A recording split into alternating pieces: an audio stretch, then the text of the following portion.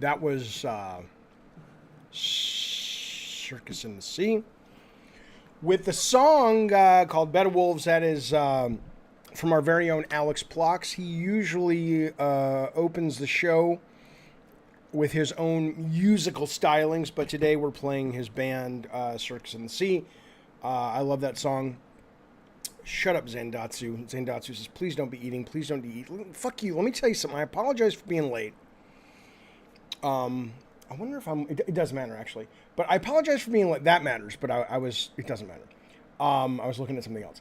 I wanted to make sure that we have the low latency set. That's all, but we don't. We're fucked. Okay, no problem. Okay, so if the delay is a little delayed, that's the way it is. But listen, today, welcome to Gabbin' Games. I'm a little late today because the computer, it didn't crash, but I had to reload some shit, which meant I had to reboot. And then in rebooting, the show just takes a very large amount of time to set up. And I'm trying to figure out how to fix that so I can start on time more often. It is what it is, though. I appreciate you being here. Thank you for hanging out with me. Today's Gabbin' Games, unlike yesterday's Gabbin' Games, is going to be... It's going to be chat specific in that I will read super chats and I will take phone calls or Discord calls, which are free. And then maybe at the end, if there's time, we'll shoot the shit. Yesterday, I don't know if you were here, we had a really fun 420 stream. We went for over 3 hours. I'm almost certain I'd never been as high as I was yesterday. It was a lot of fun. I don't really have much of a hangover today, and I enjoyed it, so thank you for that. But today is going to be a little bit more straight and narrow because there's a lot of video game discussion we need to have. I do want to let you know this Saturday, I don't have the time situated yet. We will be doing a pot and popcorn, although I'll probably be abstaining from the marijuana this because I already did it too much yesterday. I don't need that much fucking marijuana in my life, but we'll be doing a double feature, members only, of the new movie, The Batman. And before that, we'll be showing, or after, I'm not sure which one, where it goes, Big Trouble in Little China. So we'll be doing a potential new classic and an old classic. That's coming up this Saturday. I'll drop details tonight or tomorrow when I get the times situated. Hope you're well. Mods, thank you for being here. Members, thank you for being here. People who are not members yet, consider a membership either here or over on Twitter. I just kicked off super follows, which apparently is some kind of meme. I don't know why people mock super follows. You know what I got over there? I got concept art you've never seen. I've got notes between Cory and I, emails from back in the day when we were working on God of War 2 together. I've got just all kinds of crazy shit. Oh, where's my alert box? Somebody just subscribed. Where's my alert box? God, I'm resetting up the stream. That's another reason that it's taken so long to get everything set up. Is I am making the stream. I'm trying to make it look nicer, but I'm not there yet. I got to hire some people to come in and help me. Let me see who that was who just subbed, and then we will get rolling. I think we have a brand new member. I think that's Zandatsu. Is that Zandatsu? Let me check. Hang on. Zandatsu, I think you have just become a member. Thank you, buddy, of the Died Soda Soldiers. I appreciate it very, very much, Zandatsu. Your, what's the word I'm looking for? Your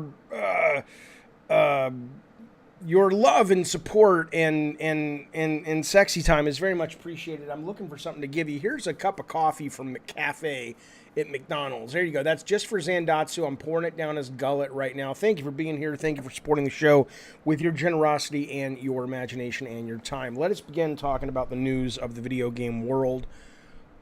if you don't mind too much. I do want to tell you something. This is we gotta.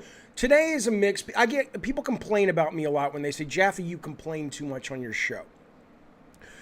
Today's a mix of good news and not bad news, but controversial news. But there's a lot of good going on in the world of games today. PAX just opened in Boston, and if you can't make it there, going to the Steam page is almost just as good, and it doesn't smell as bad. You get it? Because the geeks in the game, they don't smell so good. If you go to the website, even if you don't have Steam, what's great about it is they are broadcasting stuff from the expo hall. I know they had Randy Pitchford's keynote today, which we'll talk about some of the news that came out of that. Alana Pierce, I think, did story time this week, and I assume that's what kicked the show off. So that was probably this morning. You can probably find that already up on the YouTube. But besides actually watching some of the live panels, you can also go, as always, to what they call the Expo Hall, which is where all the games, or a lot of the games that are being shown there, are being presented on Steam. So you may not be able to play them, but you can definitely look at them and see what's coming down the road, at least in the world of PC and third party. And then, of course, there is the demo section, which always on Steam is just a delight. There's tons of new stuff. Look at this one. There's one called Creature Lab. Look at this fucking thing. It is a, I think you can get the demo of this. This is this one does not have a demo, but you can request access. So my assumption is that they'll be able to pull you in pretty quickly. And a lot of these things, they don't take that long. Become a mad scientist, concoct crazy experiments, mix mutagens, breed abominable creatures, and attach monstrous body parts to them. Manage inventory, your lab, and make sure your hideout is safe. Come on now, look at this shit. Look at this shit. This is awesome. Image Power SA is the publisher and the developer. They're somehow linked to the people I'm working with. Oh, there's a game coming out called Haunted House Renovator. I love that. Get ready to fight evil entities that roam in abandoned houses. Become the world's first paranormal renovator and set off to restore haunted mansions to their former glory. Come on, man. Okay, there's so many interesting games that are being made in other places that just don't get the attention. Ambulance Simulator, come on, man. This is great. I'm excited. So, but anyway, that's the fun of going to a show like PAX, whether you go virtually or whether you go in person. It's on right now. If you're listening to the podcast or you're watching the show, I think it goes for about 3 or 4 days. I highly recommend, even if you can't get to Boston, spending some time on the Steam website and seeing the state of what is on the way. So there's some news for you. Here's some other news. I'm excited. I'm excited. I knew May 3rd was coming. That's my news. I'm excited that May 3rd this year will be here. As you know, May 3rd doesn't always show up. They're lazy. They're the black sheep of the month of May. But this year, I have absolute faith that we will have a May 3rd. And on May 3rd, Halo Infinite Season 2 is coming to life. And at first, I was like, I loved Halo Infinite. I loved the campaign after it got rolling, and I adored the multiplayer from the beta. Meaning from the minute I experienced it in the beta all the way up until I got bored of it because there was no new content. And I've been banging that drum of what the fuck 343. And I'm still not of the mind that Season 2 of Halo is really all that sexy. I think it's still pretty anemic considering what we should be expecting for a free-to-play live service game. If you base it on other free-to-play service games that are just updating content a lot quicker. I mean, it's weird that 343 has the resources they have and they can't get shit out faster. But that said, a bit more news dropped today about Halo Infinite Season 2, especially the game modes. There's 2 new levels. I'm excited about that, of course. One's big, one's small. But and then there's like King of the Hill, which is, you know, they're a little twist on it, right? I mean, King of the Hill is... I actually had one of the reasons that I had this the stream was late is that I don't know if you guys know this, but I highlight all the stuff in an article. I read it and go through it and think about it before I do the show. But whenever my computer reboots, I lose all my highlights. So I assure you, I'm not just like, oh, I haven't read this before. I've read it. I've read it. I want to tell you about King of the Hill, but my most excited one is Last Spartan Standing. Here's how you play King of the Hill in Halo Season 2. When a player enters the hill uncontested, it is captured and begins earning a point per second into a capture bar. When the team's capture bar is full, they score a point and a new hill spawns somewhere else on the map. At the start of each match, there are 3 neutral zones around the map. When a player captures a zone, it is locked. That's land grab. Sorry. See, I had this all planned. It doesn't matter. Here's the one I'm excited about. Last Spartan Standing. When I first heard about Last Spartan Standing, I kind of thought we were talking about, oh, it's just Fortnite with Halo. And I was like, well, that's kind of cool. I'll play it, of course, but I'm not going to survive because I'm not that great at the game, blah, blah, blah. This is a little different. This is the same, but there's some twist to it. It's only 12 players, which I think is much more interesting. In a free-for-all experience, this is them describing it, 12 players spawn on big team battle maps, which if you don't know Halo Infinite, it's a really big fucking map. So you're not going to be encountering each other right away unless you just get unlucky or lucky, depending on your moment. In the free-for-all experience, 12 players spawn on a big team battle map with confined loadout and 5 respawns. Once a player runs out of respawns, of course, you can no longer participate. You're dead. If a player gets a kill in the match, they can upgrade to a different weapon. Something players of Escalation Slayer will no doubt be familiar with. The match ends when there's only one Spartan standing, and just like Battle Royale games, the environment's closing in. So I'm excited because it's less players. I think that's going to make for much more tense games right from the beginning. I'm excited because obviously the maps are smaller. That adds a lot. The 5 respawns ain't too shabby, and then I like the Escalation Slayer aspect of building your weapon up with every kill. I don't know if you die, do you go back to 0? You probably do. I don't think if you die, you get to keep your weapon when you die. But anyway, this is coming out May 3rd. I am excited. I think it looks pretty good. Drive By Joe, thank you for the super chat, buddy. Here's what he has to say. He says, have you tried the drink Con yet? It's drinkable THC out there in California. Maybe a good podcast lift off. Con in the future. I've never heard of Con. Let's look it up. Con drink. Does it actually get you stoned? Or is it like a beverage that makes you get high? I believe that's what it is. My zip code. Let me turn this off so nobody knows where I live. Not that that matters. I don't really care. I have a lot. People are like, but crazy people come to your house. They could. And then I could use my gun and my dog. I didn't buy it because I didn't want to use it. I mean, I don't want to kill anybody. It doesn't matter. Look, here's the point. Yes, this is called Con or Can. Give up the booze, not the buzz. It is cannabis-infused social tonic is what they call it. They've got a couple of new flavors. Let me tell you what they got out here. If you're curious, this is not an ad for the show. This is I'm learning in real time. They got ginger lemongrass, and they got high boy. I don't fucking know. What is this? Blood orange, lemon lavender. Who the fuck knows? But you get high. So yeah, I'll see if I can find a can. And I'll drink it on the stream. I appreciate the super chat, and I appreciate the heads up. It's very kind, very courteous. I appreciate it. Listen to this, though. You know who's not in an appreciative mood is Angry Joe. Angry Joe, the venerable YouTuber who has well over 3 million followers, subs on his show. His shows often get into the millions, more often than not, certainly over 100,000. The guy's a force to be reckoned with. He's been around the block, and he's been reviewing Halo, the TV series.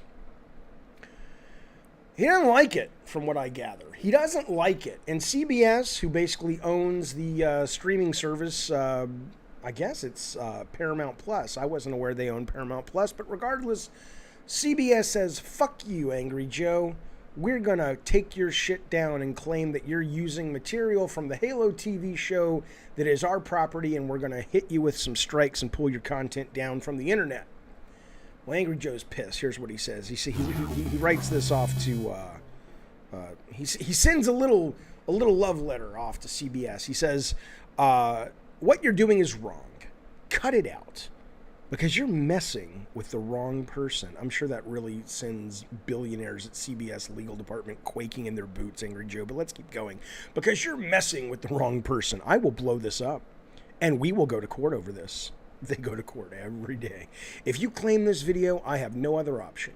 I have edited and edited and edited, which I didn't need to do because this is protected under fair use. But I'm trying to play it under your rules, CBS, and your rules are bullshit. I won't let you push around any other channels, and I won't let you push around our channel anymore.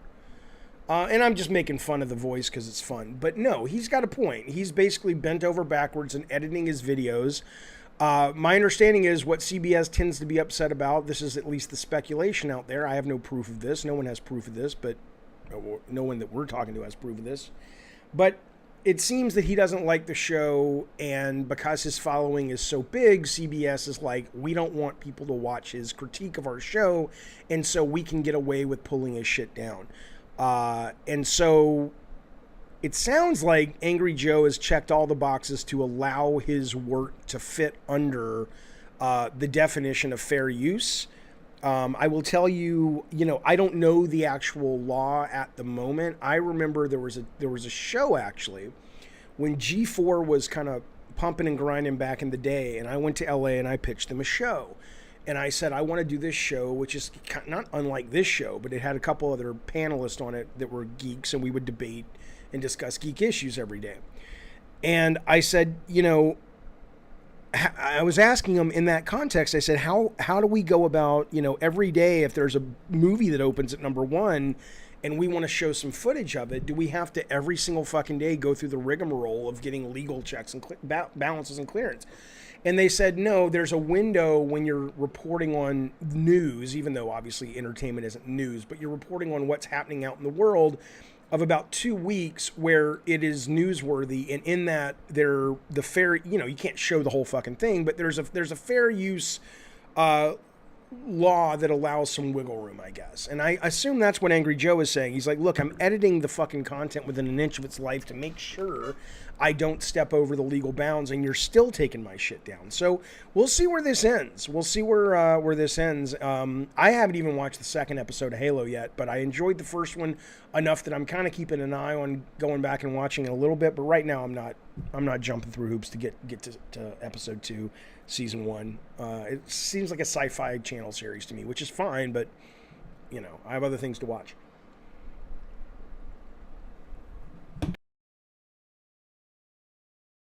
As Mr. K says, Jaffe, if you're going to drink on the stream, not alcohol, but Diet Coke, you need to, mute yourself. So I'm trying to get in the habit. Listen, Amy Hennig. There's some Amy Hennig in the news. We all need a little Amy Hennig, don't we? We're all feeling down and blue sometimes, and we're like, you know what makes me feel good? To think about Amy Hennig. Amy is making a new Star Wars game. She is the head of, I don't know what her job is, president, creative head, whatever it is, over at Skydance New Media. As we know, they're already making a Marvel game. The rumor is it's either Fantastic Four or maybe Doctor Strange. I don't remember which one. That the Kevin Smith kind of accidentally sort of semi-leaked it on his show. And it was relatively... Oh, Ant-Man or Fantastic Four. It's one of those two. Both, I think, would be great games. I think Ant-Man would be better. But anyway, they're making that.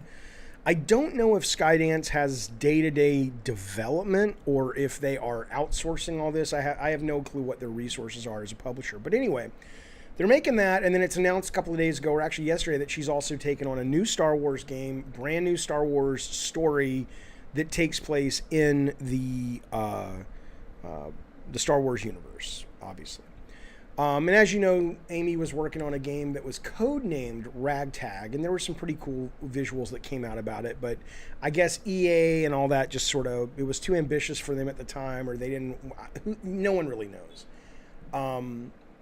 So it's kind of cool that she's going to get another bite at the apple in some context. I mean, I don't think, this is why I don't really know what her role is anymore, because it's not like she's going to be directing Ant-Man and she's going to be directing Star Wars. I mean, unless these things are staggered, that doesn't really happen all that often in video games. It's not like a movie where you've got 2 movies to direct lined up back to back. So I'm not sure what her involvement is, but I think it's cool that she gets to kind of, play in these worlds again. Absolutely. The other thing, though, that is interesting is Nolan North was doing a podcast the other day, what was he talking to? He was talking to a podcast called Couch Soup. I think it goes along with Eurogamer. It's one of their shows. Maybe it's a premium show. I don't know. But so there, he's talking. Nolan North, as you know, was the voice of Drake, Nathan Drake. He's talking about Uncharted 4, and here's some quotes from him. This is interesting. He says, the biggest thing that most people probably remember is we had shot Uncharted 4 with Amy for about 7 months. We were well into the game, and she was dismissed from Naughty Dog, and they got rid of everything we did. And it was very different. You know, he goes into the details about what was in there and the actors who were no longer there and all that stuff. Okay. He says, fans don't always know, but that's the business. He's like, I'm just glad they didn't scrap the whole thing. But what I found interesting is the comment, and she was dismissed from Naughty Dog, right? Because there's this, you know, not rumor, but there's a report that was going around that she was forced out, and then it says that's been proven false. All I can tell you is that tracks with what I know.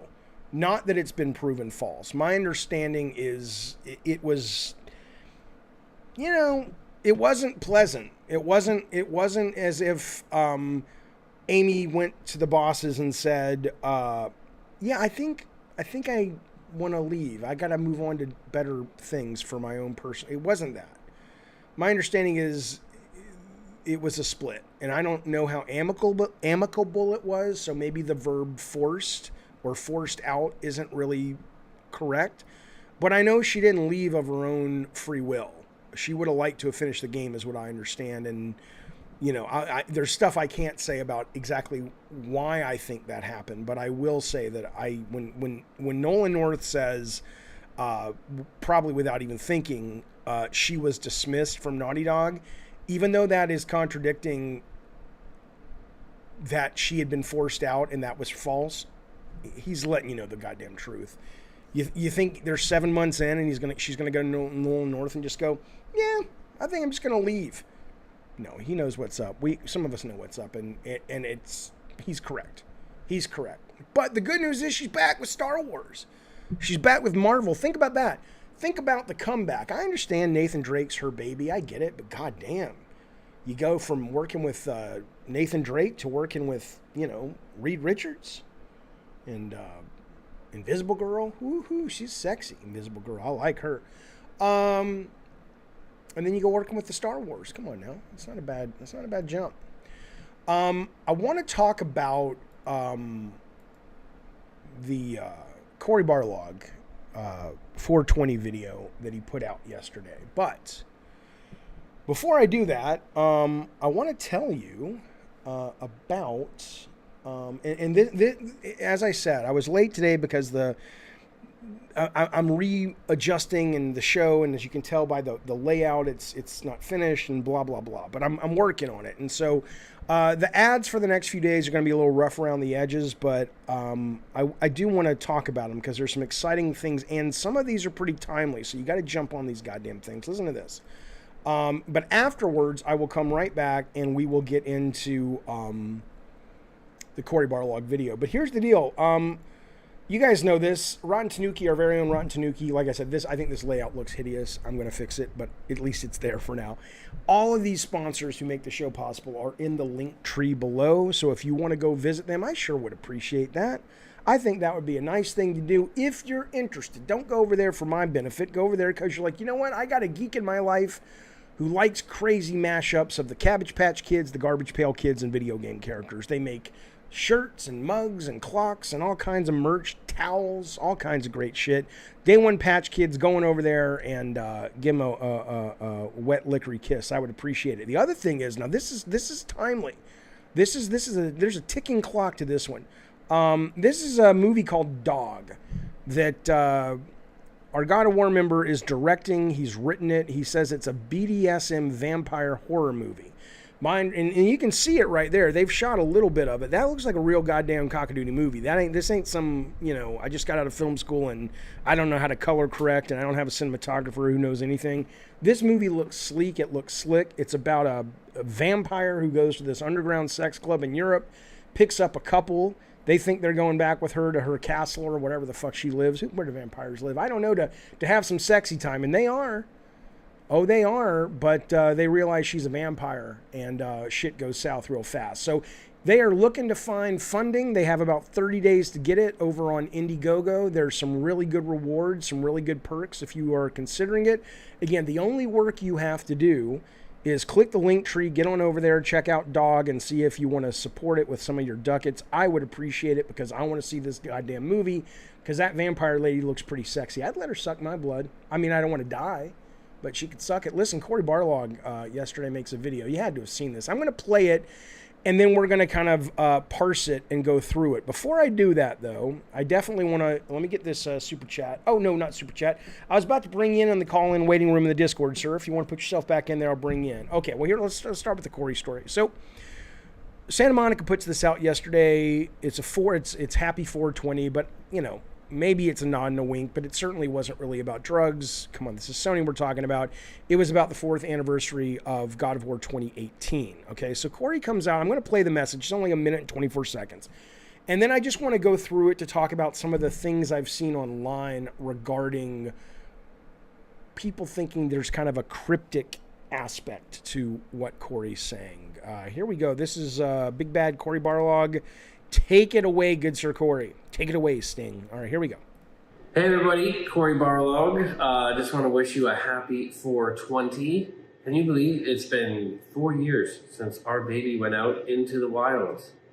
This is an amazing thing. Amazing feeling for me, an amazing feeling for the team here at Santa Monica Studio. I am so proud of everybody who worked on this, so thankful for all the work that they've done. But we are all collectively incredibly thankful to the fans and the community for all the love and support that we've received throughout all this time, because without that support, we would not be able to continue making games. It is your support that allows us to keep doing the things that we love to do.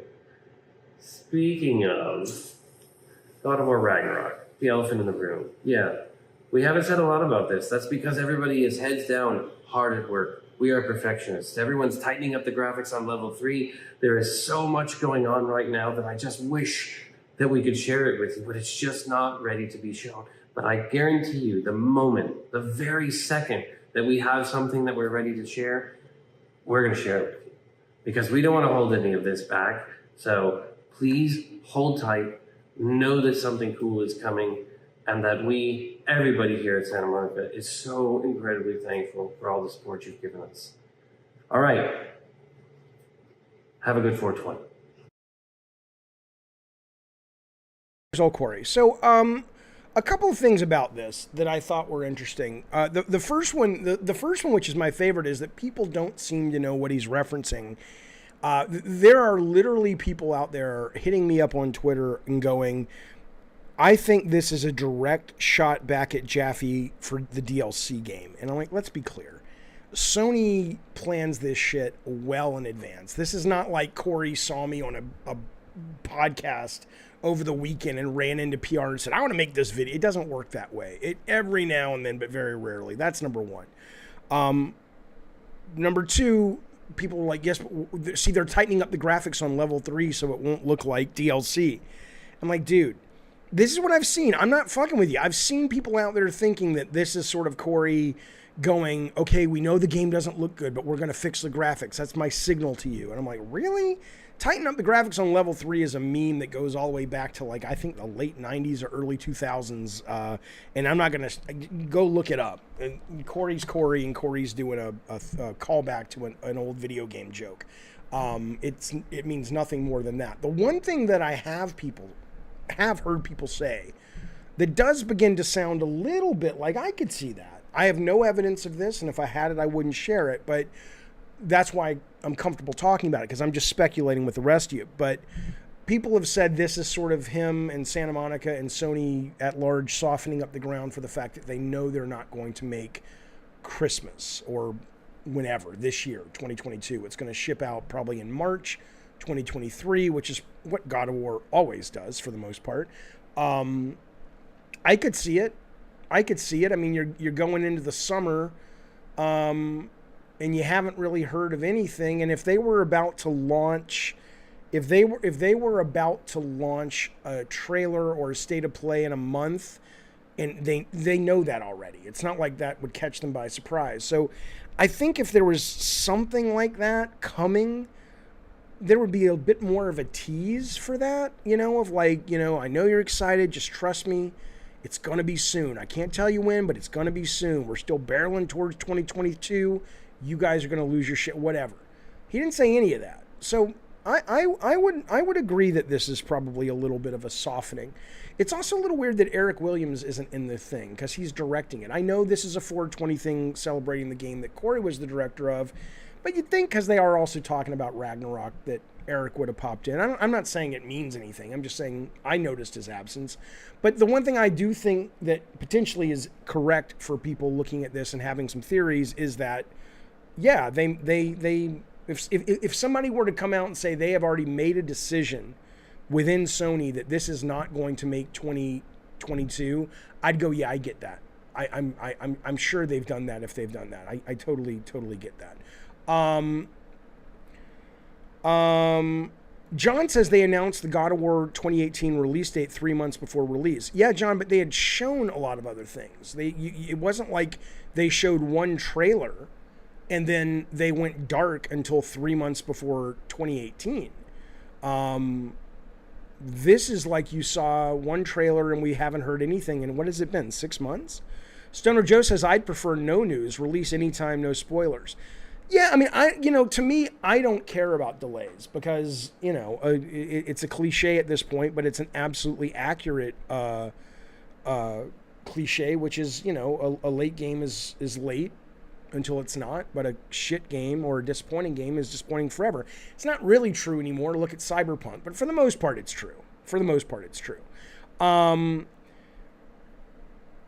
God of War hype was literally like 5 years. Yeah, well, right, when they announced it. Yeah, and then people were wondering before they even announced it what was coming. That's true. But we'll see. I don't think Eric likes being in the public eye, says Brett. I mean, that's true. That's fair. Eric is, I'm not like great buddies with Eric, but by knowing him, I can tell you that, yeah, he's a much more reserved guy than Cory. So it probably would make sense. He might just be like, I don't really want to do that. Eddie says, Jaffe, how problematic is it to ask your publisher you need more time and need a delay? It's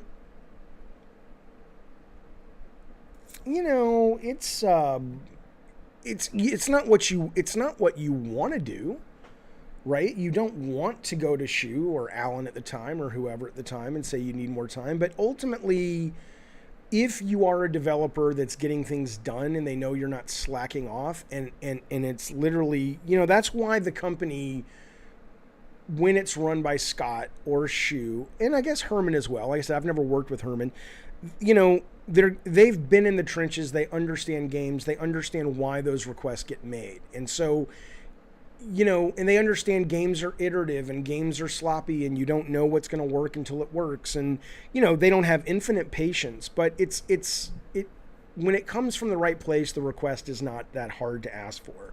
I do remember a story Shannon, the producer of God of War 1, tells that I didn't even know until a few years ago, which is we got extra time. We probably got delayed on God of War 1 twice. And the third time, it got pushed from the holiday season to March or April, whenever it released in the spring. And I fought for it. Shannon fought for it. Alan fought for it. We got it. But it wasn't until a couple years ago that Shannon told me Shu said to her, and she's told this story publicly, so I'm not, giving anything away, that Shu said to her, it's like, okay, you got the time, but if this doesn't work, this is on you. Like, I don't think he would have fired her, but it was like, this is your mess if this fucks up. So I didn't even know that, but I didn't care. I mean, I care about that, of course, but I was just like, I don't care. Burn the fucking building down with me in it. I don't care about my reputation. I want this game to be the best it can be. And that's why you need a Shannon to kind of guide that shit. But anyway, there you go. Okay. Is Cory working on another game, says Rathy. I'm keen to know why he stepped back this time. I'm sure you are keen to know, but it's not my... These are... There are stories that are not mine to share, and that is a story in terms of what he's working on. I choose not to. I choose not to talk about. Professor Goo, it's Jaffe. How you doing? How's it going, Jaffe? How are you doing? Not too bad, baby. What's up? What do you want to talk about? Are your mind clear from last night? Totally clear. I got off the drugs and got a good night's sleep for the most part, and I'm rocking and rolling, raring to go. What do you want to talk about? Dear. By the way, it was last week, but I just gotta say happy birthday. Thank you very much. Appreciate that. I don't know if you have the picture on, like, on demand, but there was that picture that you showed of the number of employees Microsoft had, and if they acquire employees or studios. Studios, and then right below it said, like, on the bottom it said how many employees they actually had. Oh, I mean, I'll pull it up while you're talking. What's the reason? What are you looking for? What do you want to know?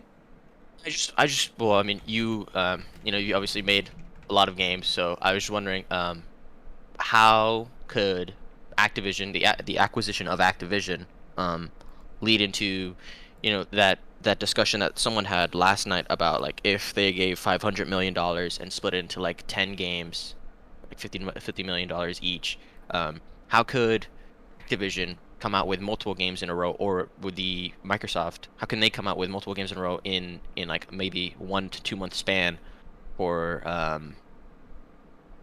Game Pass to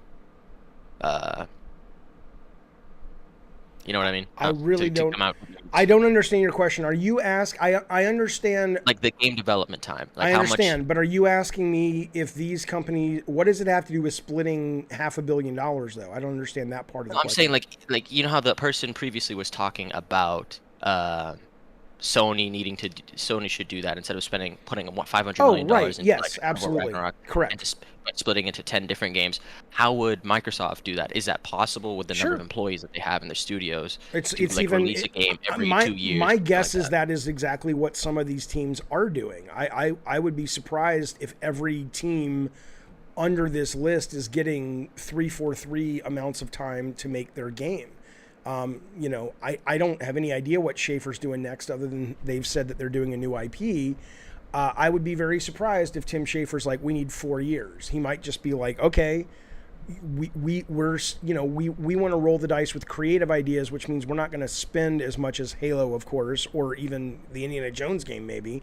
And so, we're going to be in development less amount of time or spend less money. So, yeah, there's absolutely, I'm assuming they're setting up for that anyway. But certainly if, Microsoft is already they're doing what Sony says they can't do, which is release what Microsoft calls AAA. Whether you believe them or not is, your mileage may vary, but what they call AAA, and some of them I absolutely agree with, some I don't, day and date. The whole point of the Sony conversation was just, we know they've said they can't afford to do that, and that's fine, but could they maybe do, take the budget of a single AAA game and spread it out amongst like 4 or 5 smaller games that those are designed from the ground up to be day and date titles. So, but I don't think Microsoft has that worry, because they have so many companies making and staffed and ready to make AAA, and they're funding it like that I don't think they need to do what you're suggesting. But I'm sure they're going to do it just by the nature of so many of these teams are so different that I'm sure some of them will want to make things that are smaller. But it's really impossible to know. I mean, that's one of the reasons I think some people struggle with the Game Pass or the Phil Spencer vision, is because there's 2 main things that are missing right now. One is the cadence. What is the cadence going to be if they ever get their production management working? And the other thing, we don't know that, because they can't even fucking put out consistent Halo content, right? So we need to know where that's going to go, and we also need to know,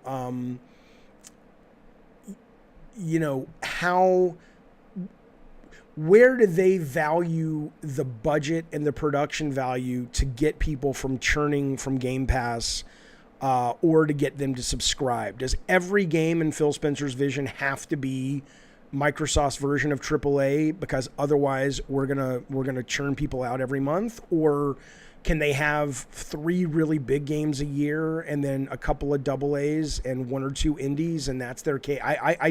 We don't know yet, or I don't know what he feels has to be that bar. So it's hard to say.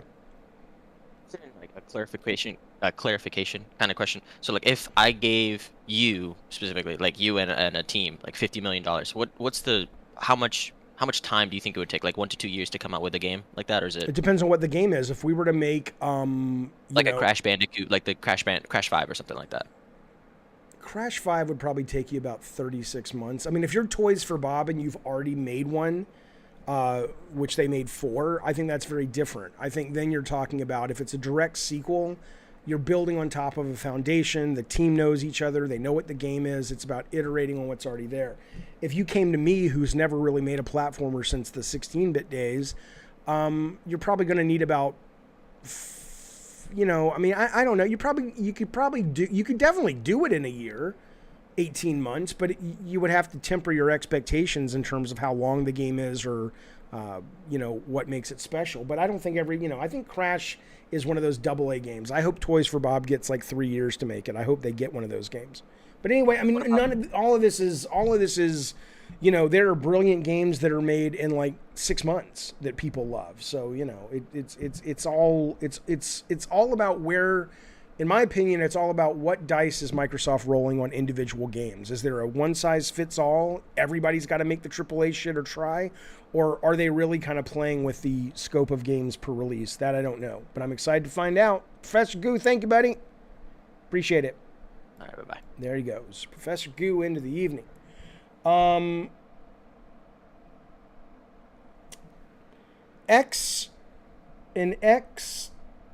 on. Somebody became a member, and I didn't call him out, and I apologize. Let me see who this was. It is a fellow whose name I cannot pronounce.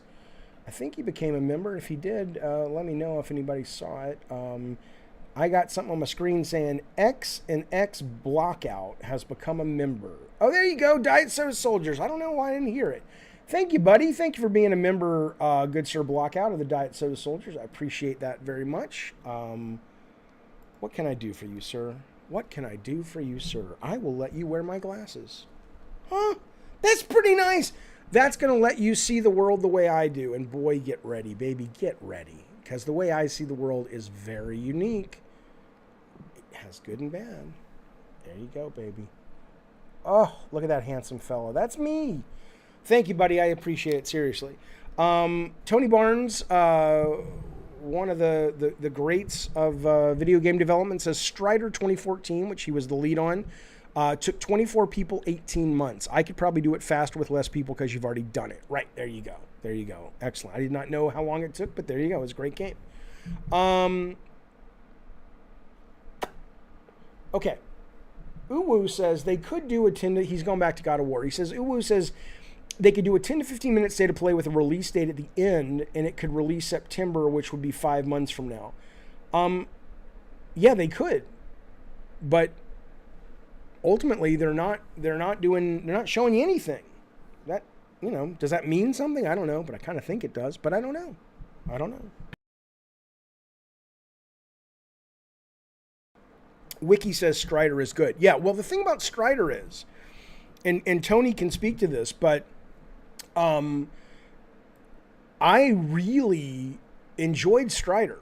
But I felt that it was, God damn it, move the screen. I felt that it was limited in variety. And I'm sure Tony would say, yeah, because we only had fucking, 24 months to do it in. And that's the stuff that you get when it's almost like you take those first 18 months to 2 years to really get your foundation fun, and the loops are fun. And then if you have a couple of months, you squeeze in a couple of really cool twists that keep you going. But I think when you have a limited amount of time like that and you really cannot move that date, I think Tony's absolutely right. You want to spend your time making the foundation as cool as possible and hope you get DLC, hope you get a sequel so you can kind of twist the formula a little bit. But, I think that's a lot of reasons why the sequel is always better than the first game, because you know what you're making at that point. Okay. Let's talk about PSVR for a second. This I thought was interesting because it reminds me of a meeting I was at for Sony. Hang on, Tony's responding. He says, yeah, Jaffe, we had no time and staff, but also had to waste 6 months convincing Capcom Japan to let the Kokujin do his thing. What is a Kokujin?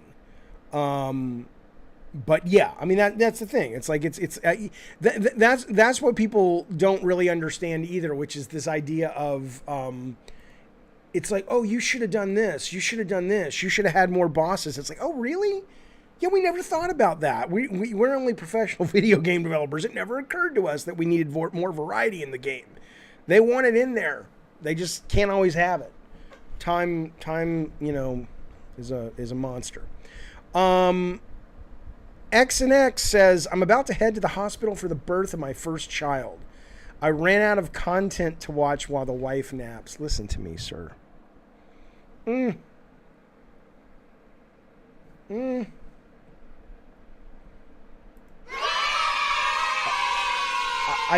gotta just tell you, having kids is one of those things that is, at least for me, was like it is in the movies. So much in the movies doesn't really, it's like, that's overblown, that's hyperbolic, that's romanticized.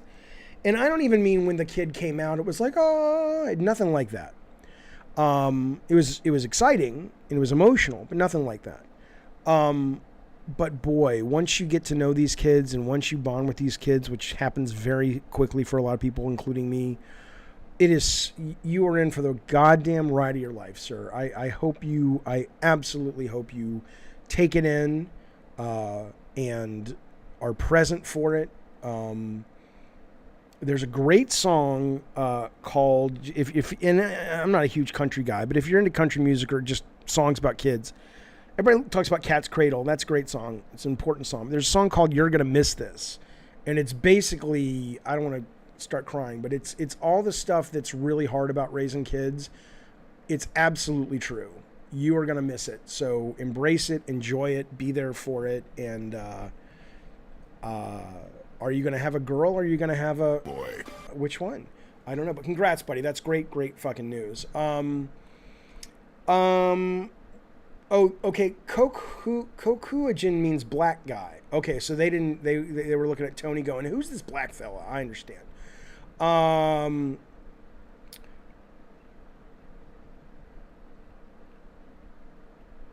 Okay. So let's talk about, I'm at this meeting when I worked for Sony, and what it was everybody got together. Usually it was like at a hotel ballroom or something, the whole company or the whole product development, and they would show everybody what they're working on. Okay, so I remember when they showed off the PSP, and I want to say Kaz was there for it, but I don't remember who it was, but one of those guys, one of the big wigs, maybe it was Andy House, and they were really going on and on and on about how, like, their vision was to bring console-like experiences to the handheld. And most of us were like that, and including me, were like, that sounds amazing. That sounds so fucking cool, you know? But what ended up happening was most people didn't really want console experiences on a handheld. I'm not saying people with long commutes wouldn't like to be playing Elden Ring. I get that. But most people who gravitate to these things are looking for maybe something else, you know? And so it never really competed, certainly compared to like the 3DS or the DS, I think was the competitor, which I was stunned that thing won until I realized, oh, yeah, because the games they make for the system totally fit the games that people play on that kind of system. Okay. The reason I bring this up is I thought this was really interesting. IGN had a conversation about PSVR 2, especially in light of yesterday's Meta Quest 2 game reveal, where they showed a new mode, a multiplayer mode to Resident Evil. They showed what they closed with. It was kind of cool. There were some neat things they showed. There was Ghostbusters, VR, co-op, all that stuff. It was cool. It's a good show. And so they were kind of going, okay, now that we kind of see what the road is for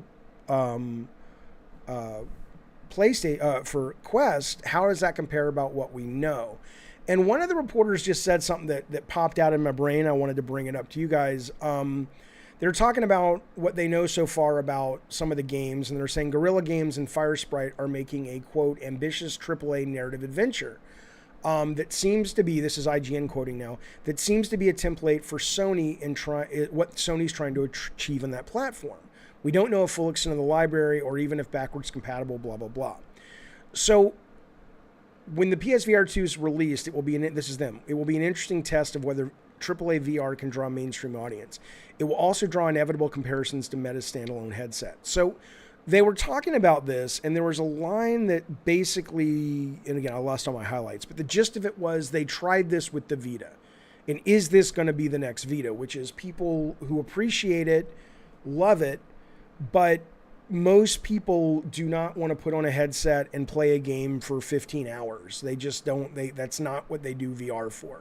And maybe what Quest is doing is what the DS was doing, which is they have a better understanding so far of why people use VR. Now, I don't know if that's true, because my favorite game of all time in VR and one of my favorite games of all time in general is Resident Evil 7. Was it 7? The one with the hillbillies? And that I played the whole thing in VR. But so I don't know if it's a good comparison. Where they say it says, I think that this is IGN. I think the PSVR 2 might end up being the VR equivalent of the PlayStation Vita. And then they just go into discuss and debate that. So I don't know about that. It's really interesting. It's a really interesting observation, though, which is, Sony is so successful in this AAA narrative space that this assumption that can travel everywhere, maybe that's not true. Although I will tell you that is one of the reasons I'm holding off on buying a MetaQuest, because ultimately Sony has had traditionally better software for PSVR. So, we'll see what happens. Jaffe says Proto SX, the Vita is nothing like VR. I can play Vita for 20 hours straight, easy. Well, okay. I mean, it is the analogy that they are bringing up, or the comparison is, I think there is some validity to the comparison. No one is saying people don't exist that can't sit and play VR or Vita for a long, long time. It's more of the general mainstream who they're counting on being customers. What are they looking for? I could sit. I played on the Vita. I played one of my favorite Uncharted is Golden Abyss, and I played the whole thing on the Vita, of course. But it wasn't selling as great as like a Pokemon game, or not even something as big as that. Just something that you could play for 10 or 15 minutes and clamshell it open and down, move on with your life. I could only do 30 minutes of Resident Evil 7, says Tony, in VR. It was a bit much. I had to play the rest normal. Yeah, for some reason it was so wonderfully, delightfully immersive to me that I was willing to put up with some of the foggy lenses from time to time and a little bit of the motion sickness, not much, but a little bit of being in VR that long, because I thought it was so immersive, and being in that world was so fucking cool. So we'll see. But I think I am going to hold off and wait and pick up I'm going to wait and see what the games are for the PSVR before I drop. I'm probably just going to buy it anyway. I don't want to wait that long. I don't know what I'm going to do. What am I going to do, fellas? I don't know. Listen to this. This is an interesting trend. Told you there was some good news today. I know you heard about this over the last week. Japanese game. What I don't know is why this is happening, but I have some theories. And in fact, Tony might have some theories because he worked with Capcom. But hang on. So, last week or 2 weeks ago, Bandai Namco and then Capcom chose to raise the base salaries of employees in Japan, game developers, right? And it was like, at first with Bandai, you're like, okay, maybe these guys are like, we just had this massive hit in Elden Ring. We know the coffers are full. This is bullshit. maybe that was the scenario. But then Capcom turns around and says, we're going to start paying our people more. And then today the news comes out that Koei Tecmo, who does Dynasty Warriors and the Misu, is that what you call them, games? Or at least they don't do all of them, but they, I think they did Hyrule Warriors and all that stuff. And they did a Gundam one and they did a Persona one. They come out and they say, yeah, we're going to raise people's salary per month by about $600. And instead of hiring graduates for $1,800, we're going to start paying them $2,300. So I'm just curious. I mean, that's great. It's always great to make more money. I'm just wondering, is it because, like, what's causing this? Is it in Japan maybe,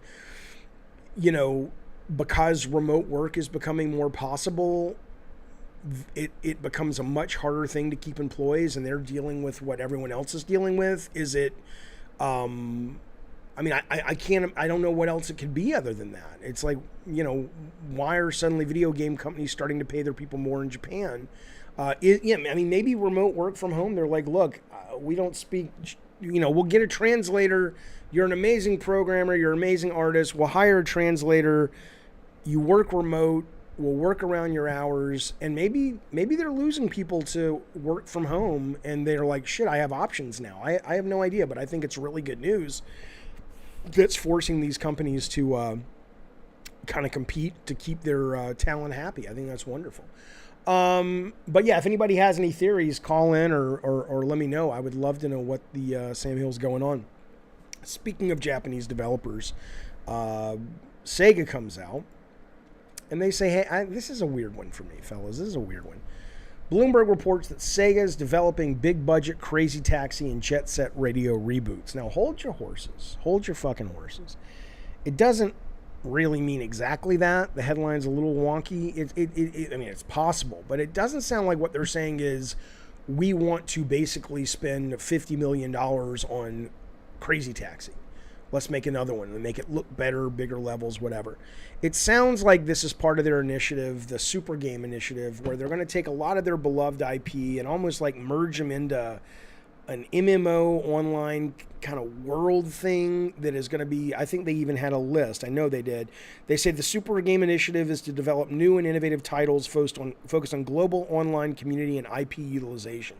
So while maybe it's more like a Sega metaverse where you can go to the Jet Set Radio level or world and the Crazy Taxi world and you can do those missions, but it's more, the word is they're trying to build their own Fortnite on the foundation of these intellectual properties, which is fine. I mean, I'm 50. I like their properties, but they have, Crazy Taxi was what, 2000, right? I mean, you're talking over 20 years since they really had these franchises as relevant things, which means if you were 10, you would be 30 now, obviously. And I'm just wondering, who's this for?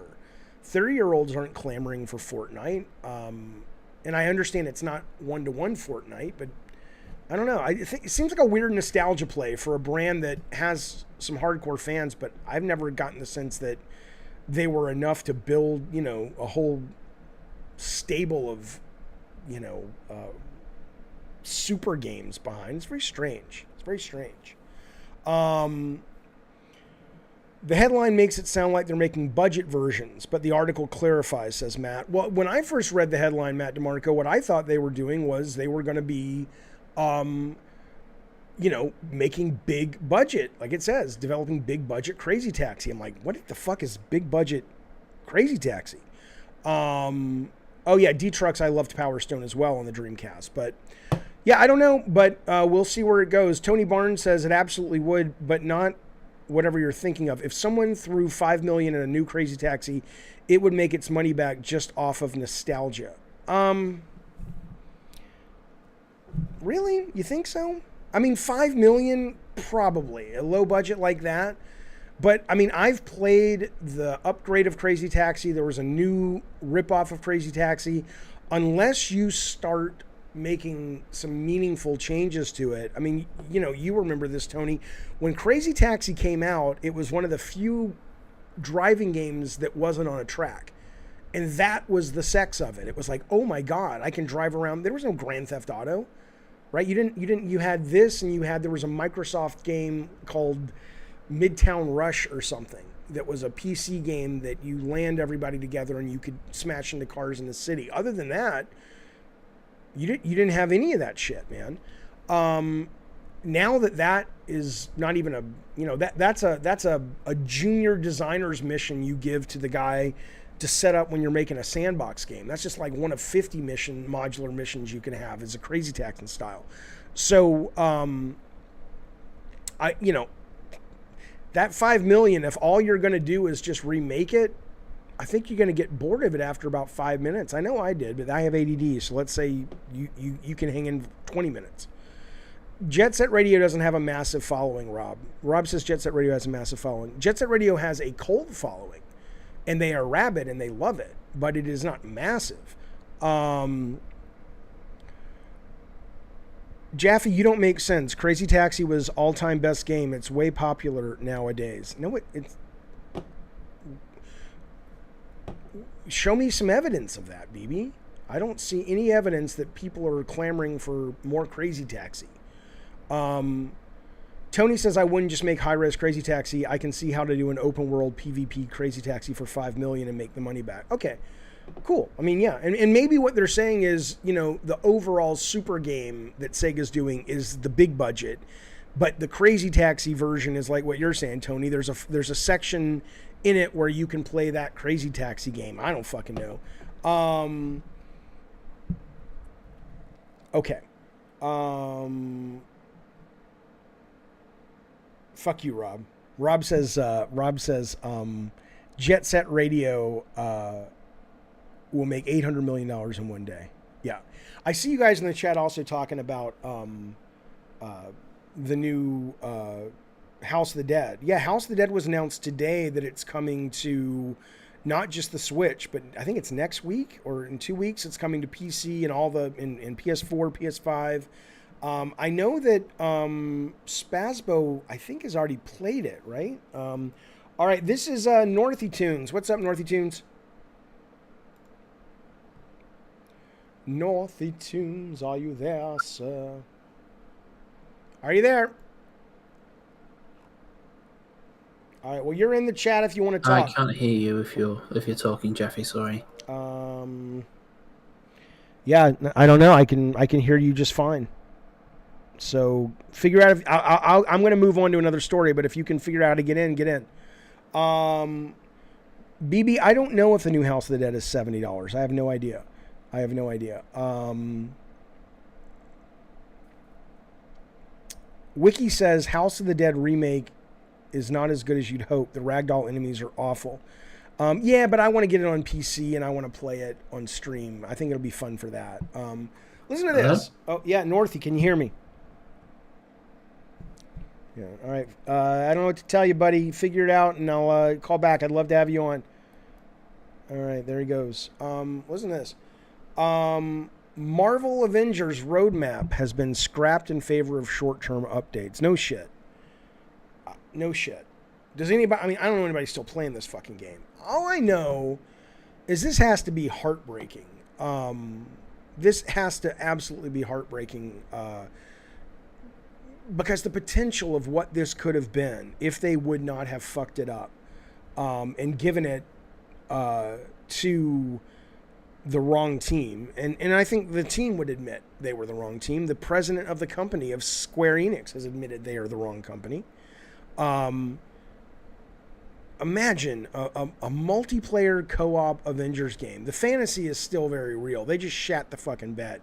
So they're making some changes. There was going to be a roadmap. I guess they anticipated that there was going to be a player base for this for a very long time. And there was like a 5-year roadmap and a 1 year and a 6 month and on and on. Well, one of the employees that's just called a brand worker at Crystal Dynamics, I've never heard that term, got on Reddit and basically said, yeah, there's no real roadmap anymore besides some very short-term stuff. And apparently, and I didn't know this, Forbes reported that the vast majority of the team has already moved on and been placed on other titles. So it sounds like they're dealing with a skeleton crew. What we know right now is coming It's just they're doing some tuning to the events so they're more rewarding. And then Jane Foster's Mighty Thor is coming to be a playable hero. And my guess would be that is that'll be all she wrote when it comes to that particular, service-based game. I don't know what you thought. I'll be honest with you. I was looking forward to being a little bit more aroused by Jane Foster in Thor, the trailer release. I just don't think Natalie Portman is. I like her. Great actress, smart lady. Nobody's asking my opinion. I'm going to tell you anyway. But when you see female Thor in the comics, and I'm going to show her to you. If you're driving, just imagine the prettiest damn lady you ever saw. Female Thor. She's hot, man. She's fucking hot. Look at her. Hang on, let me bring it up for you. Right? I mean, this is the official. This is when we. Come on. Right? Come on. That's hot. This, she just doesn't seem. Right? She doesn't seem like that. That's just not who she is. She's kind of goes against the character style of what it was in the comic. She's a great actress. I'm sure she can pull it off. The point is, this has nothing to do with video games other than that they're going to put her in the Avengers game, and that's probably going to be the last thing she does. So there you go. Okay, let's keep going. Let's keep rolling into the sunset, my little friends. Let's talk about. Well, first let's talk about this soundbite. Because I don't understand it. This is one of the sound bites that you can get where I get my sounds for the show. I don't know what this guy's talking about. Listen to this. I laugh all the time. And I've played this before, but it's just so fucking weird. Kratos, transexual. Kratos, transexual. Yeah, I don't know. Anyway,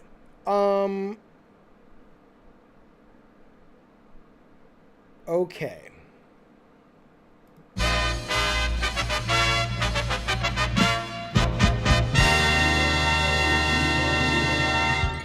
Now it's the time of the show where we talk about what's at the top of the pops, babies. The charts. You know I love the charts. I love talking about what's working, what's not working. There's some good news for PlayStation fans. Although, I can't wait till we get to the time where really, Jeffy, you're the one who can't wait. You have a PS5. I know. But I can't wait till we get to the time where supply chain doesn't factor into the conversation and we can really see who's making decisions based on what they want in terms of just the games and not what they can buy on the shelf. I bring this up because Gran Turismo 7, which I was curious how it was going to do once they made some changes to the economy and they had all the PR hubbubaloo a few weeks ago. That's back at number 2. Horizon Forbidden West jumped from 14 last week to number 3, which is fantastic for that game because I know people who have played it adore it. I've not played it enough to have a real opinion on it yet. I got focused on Elden Ring, but as makes sense, this is being attributed to the fact that supply chain in the UK last week, because it's all UK numbers, picked back up, right? So Spider-Man Miles Morales, of course, it's back to number 15, 302% sales spike. Ratchet and Clank Rift Apart, top 40 at number 17, 700% jump.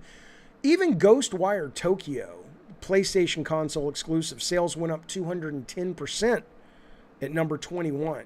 Even Tsushima, which is long in the tooth, is up 400%, right?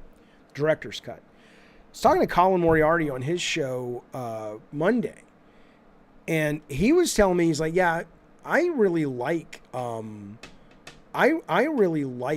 Ghostwire Tokyo. And I said, I just heard it was very arcadey and simple and all this. He says, he's just like, there's something about the IP and the world and what it's about that he really recommends it. So I'm going to pick it up on his recommendation. I'll play it on the stream.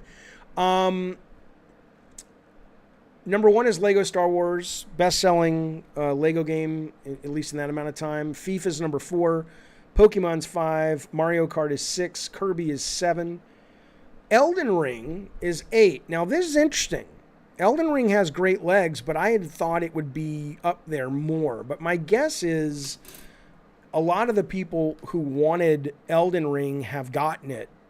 And Horizon was always their second choice because they're like, I want it, but I'm going to wait for the PS5, or I want it, but I want to play Elden Ring more. So I think both those things are pushing that one up as Elden Ring begins to drop. It'll be interesting to see if Elden Ring, once this settles out from the stock accumulation, kind of where it lands. Grand Theft Auto, which we'll talk about in a minute, is number 9.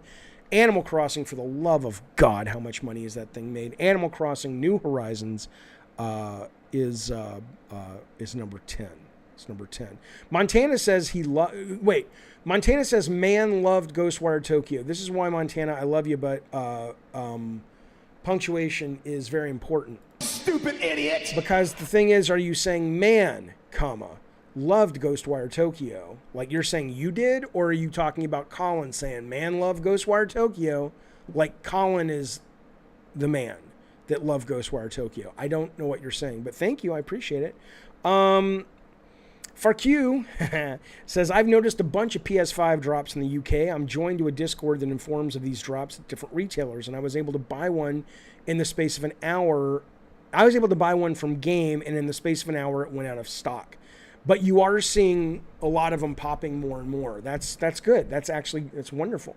Okay, so Montana, you loved it. That's good to hear. So in 1 week, I've heard 2 very good recommendations. That's fantastic. If you get Ghostwire Tokyo, says Wiki, play it in its high-quality FPS mode, I think it's called. Otherwise, it runs not great. Also, mess around with acceleration sensitivity or it will not feel great. Okay, all right. Oh, come on now. Beats. Elden Ring is a From Software game. It's not going to have huge sales. It's already done 20 million copies. I'm almost certain. Let me check that. Let me make sure I'm not lying to you. Hang on. Elden Ring sales. I'm almost certain. They were at 12 million mid-March. So I think they're around 20 million. So no, I think Ghostwire is one of the biggest games of the year already. Thank you very much, Legends, for the super chat. He says, hey, Jaffe, check out Sony Pictures' upcoming movies. Why?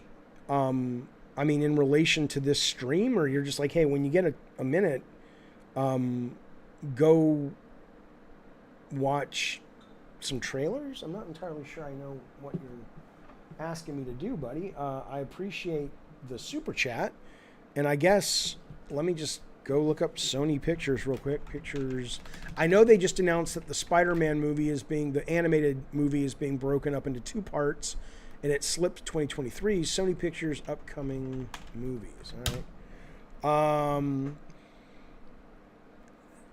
right. Okay. The Man from Toronto, Bullet Train, which looks cool. Nakama, A Man Called Otto, 65. Okay. I'm not sure. I don't understand.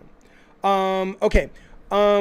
Jesus says 15 million, 20 million, no way. Well, that's what it is. Go Google it. It's all there. Yeah, Fupy says Elden Ring is already the success story of the year. Nothing will surpass that given the expectations. I think that's right. Oh, fucking Montana. I'm just fucking with you. Montana says, Jaffe, I'm typing on a small cell phone. Total idiot, though. Don't get me wrong. You know I'm fucking with you. I don't really think you're a stupid idiot. Stupid idiot. I kind of do. That's not true. Okay. Let us move on. Oh, I do want to tell you also on the charts. So WWE 2K22 has dropped out of the top 10. It's at number 12 now, but that's pretty good for a fucking WWE game in the UK, I thought. Tiny Tina's Wonderlands is down to 12 places to number 23. Okay. Stoner Joe, thank you, buddy. He just says the item. I appreciate the super chat, bud. I really do, but I don't know how I'm supposed to respond to it. It literally just says the item. Stoner Joe, can you help me, sir? Can you help clarify what you mean? Well, there's my buddy, the Incredible Leaf, calling from the UK. He says, Jaffe, you're too good to be doing this show. You need to be making games again. Well, that makes me sad, because that makes me go that he doesn't like the show. The only thing he likes about the show is this. I don't think you can hear those. You can't hear those, can you? You can't hear the sounds when you call in. Anyway, what's up, man? How you doing? Can you hear me okay? I can hear you great. Okay. Yeah, two things and a question. Regarding the VR, I think they need to make a service-based game. They need to make a game with like a pretty simple gameplay loop, like a kind of battle royale.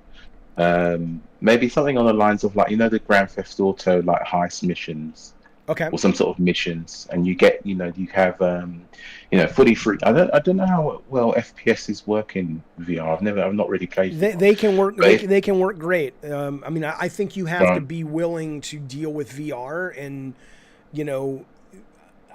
what has been amazing to me, like, I'm telling you, man, when we were at Bartlett Jones, we were doing some PSVR 1 prototypes, and this was at the time when the real fear was VR is going to make people sick. Now, VR still makes some people sick, but people who want to game in VR and be actual gamers and not just play Beat Saber, which is fine, but that, it was a real concern. Now they've just gotten used to fucking full control and people get used to it. But at the time, I remember the closest we got to something that felt really good was, in one hand, it was almost like a rail shooter, but you made the rail by wherever you pointed, your character would walk there. And then as your character was walking, you could sword fight and you could shoot. So it kept the player from having to worry about squishing the camera around. But yes, first person shooters work great if you're willing to kind of get acclimated. Yeah, I think something like quite a simple gameplay loop, but with like maybe leveraging the IPs, like their characters within the game, like I don't know, some sort of battle royale. If they did a battle royale of with all of Meet Smash Bros, with all the Sony characters shooting. You need people just staying. I mean, the longevity of that unit, you need people staying within a game. Like, a lot of people that buy consoles, they just play like just the 1 or 2 games. Like my mate, he's got a PS5 now, and on his PS4, all he plays is GTA5. Gotcha. Like, literally. Okay, so what else do you want to talk about? Because I'm bored of that. The other thing is with the Japanese paying their devs. Yes, what's the reason? I don't know the reason, but do you remember Sony? Was it like last year or the year before, where they basically PlayStation did the best ever in the 25-year history? They made the most money they've ever made, and they paid their staff like 3 months' salary, something like that, and bonuses. I do remember hearing about that. Yes. Yeah, I think it's partly to do with the success in gaming, because like gaming has just taken off like dramatically in the last couple of years. Right. So possibly it's the teams just Gotcha. Just trying to stay competitive. Yeah, I'm hoping somebody writes an article soon about what is actually going on there, because I mean, you may be absolutely right, but it is very much a trend, and it's a trend in Japan. It's like, it's not just like, hey, the senior animator over at Naughty Dog got a raise. It's everybody at Naughty Dog got a raise. Everybody at Santa Monica. What is that? What's happening? I'd love to know. What was your question? Maybe they were just underpaying. Maybe they're just catching up. Yeah, but what would motivate a company to say, "Oh, we need to fix that"? If they were underpaid last year, somebody had to wake up. Competition. Well, right, the competition. Gotcha. Okay. Question: do you think console gamers are kind of like going to be on the wrong side of history in terms of where games are going?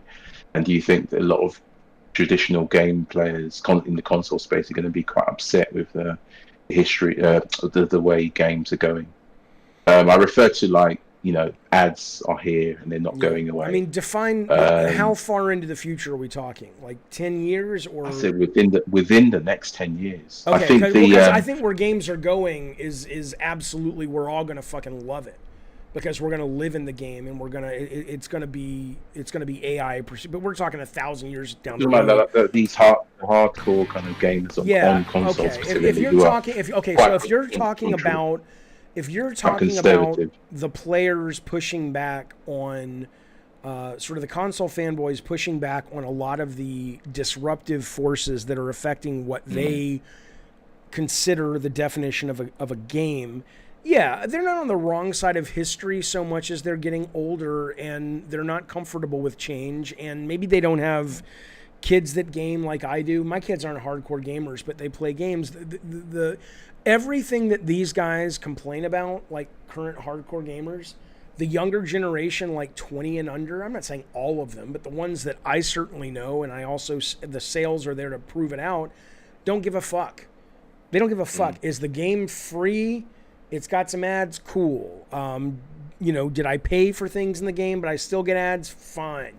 Do I own it, or is it on a cloud forever? Fine. They just don't care. Yeah.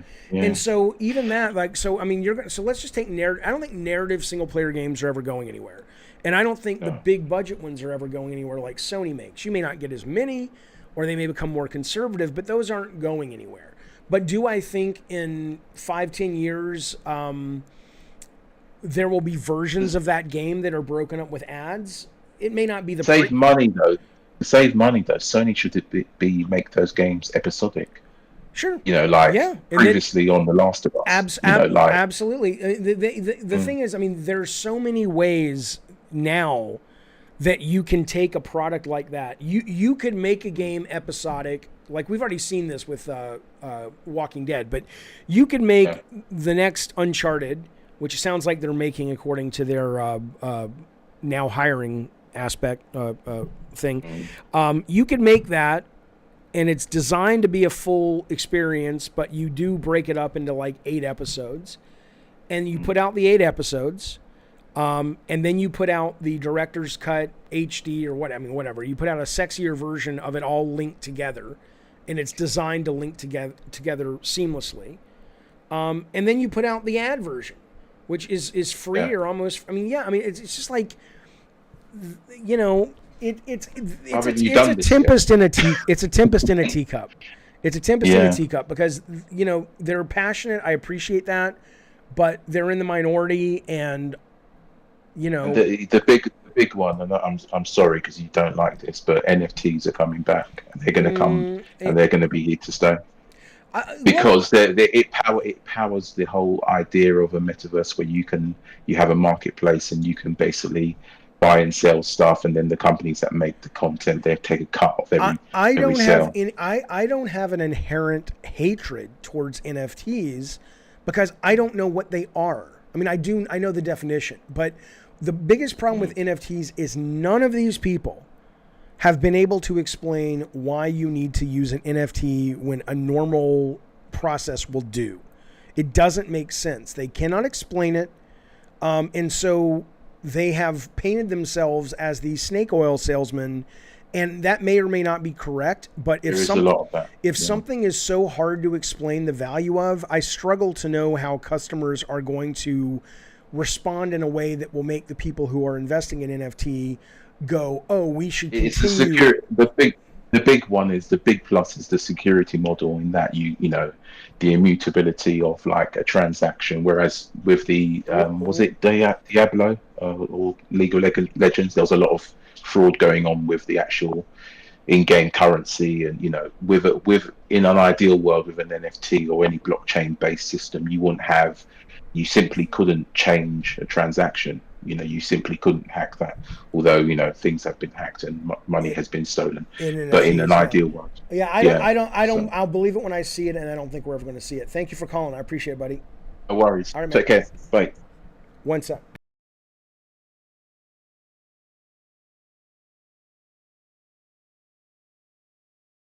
Sec, fellas, I just got to get something from a kid if I can find it.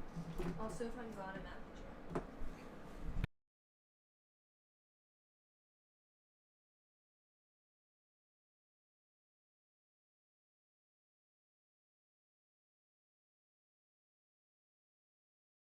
But yeah, I don't believe the NFT thing's going to happen, but we'll see. We'll see. Yeah, thank you, Legends. Legend has sent a link in the Discord when he sent me a message earlier saying, check upcoming Sony movie releases. And I did, and it was just a page. I'll show you what I got. I don't really understand what you want me to look at. Here it is. Right here. You guys tell me, maybe you guys see, I mean, is it just something you thought, it's weird. Like, why am I looking at this? Right? It's like, okay, I'm looking at it. What do you want me to do with it? Right? I mean, this is The Grudge from 2020, Bad Boys for Life from 2020. I mean, what am I doing? Right? I mean, you can go all the way down to these, and it's cool that you don't know what's coming out here, but is there something on there that I should be looking for that relates to what we're talking about? If so, hit me up. Let me know. I would appreciate it. You don't have to pay for it. Just tell me in Discord or something. Okay. I want to talk about, speaking of what we were just talking about regarding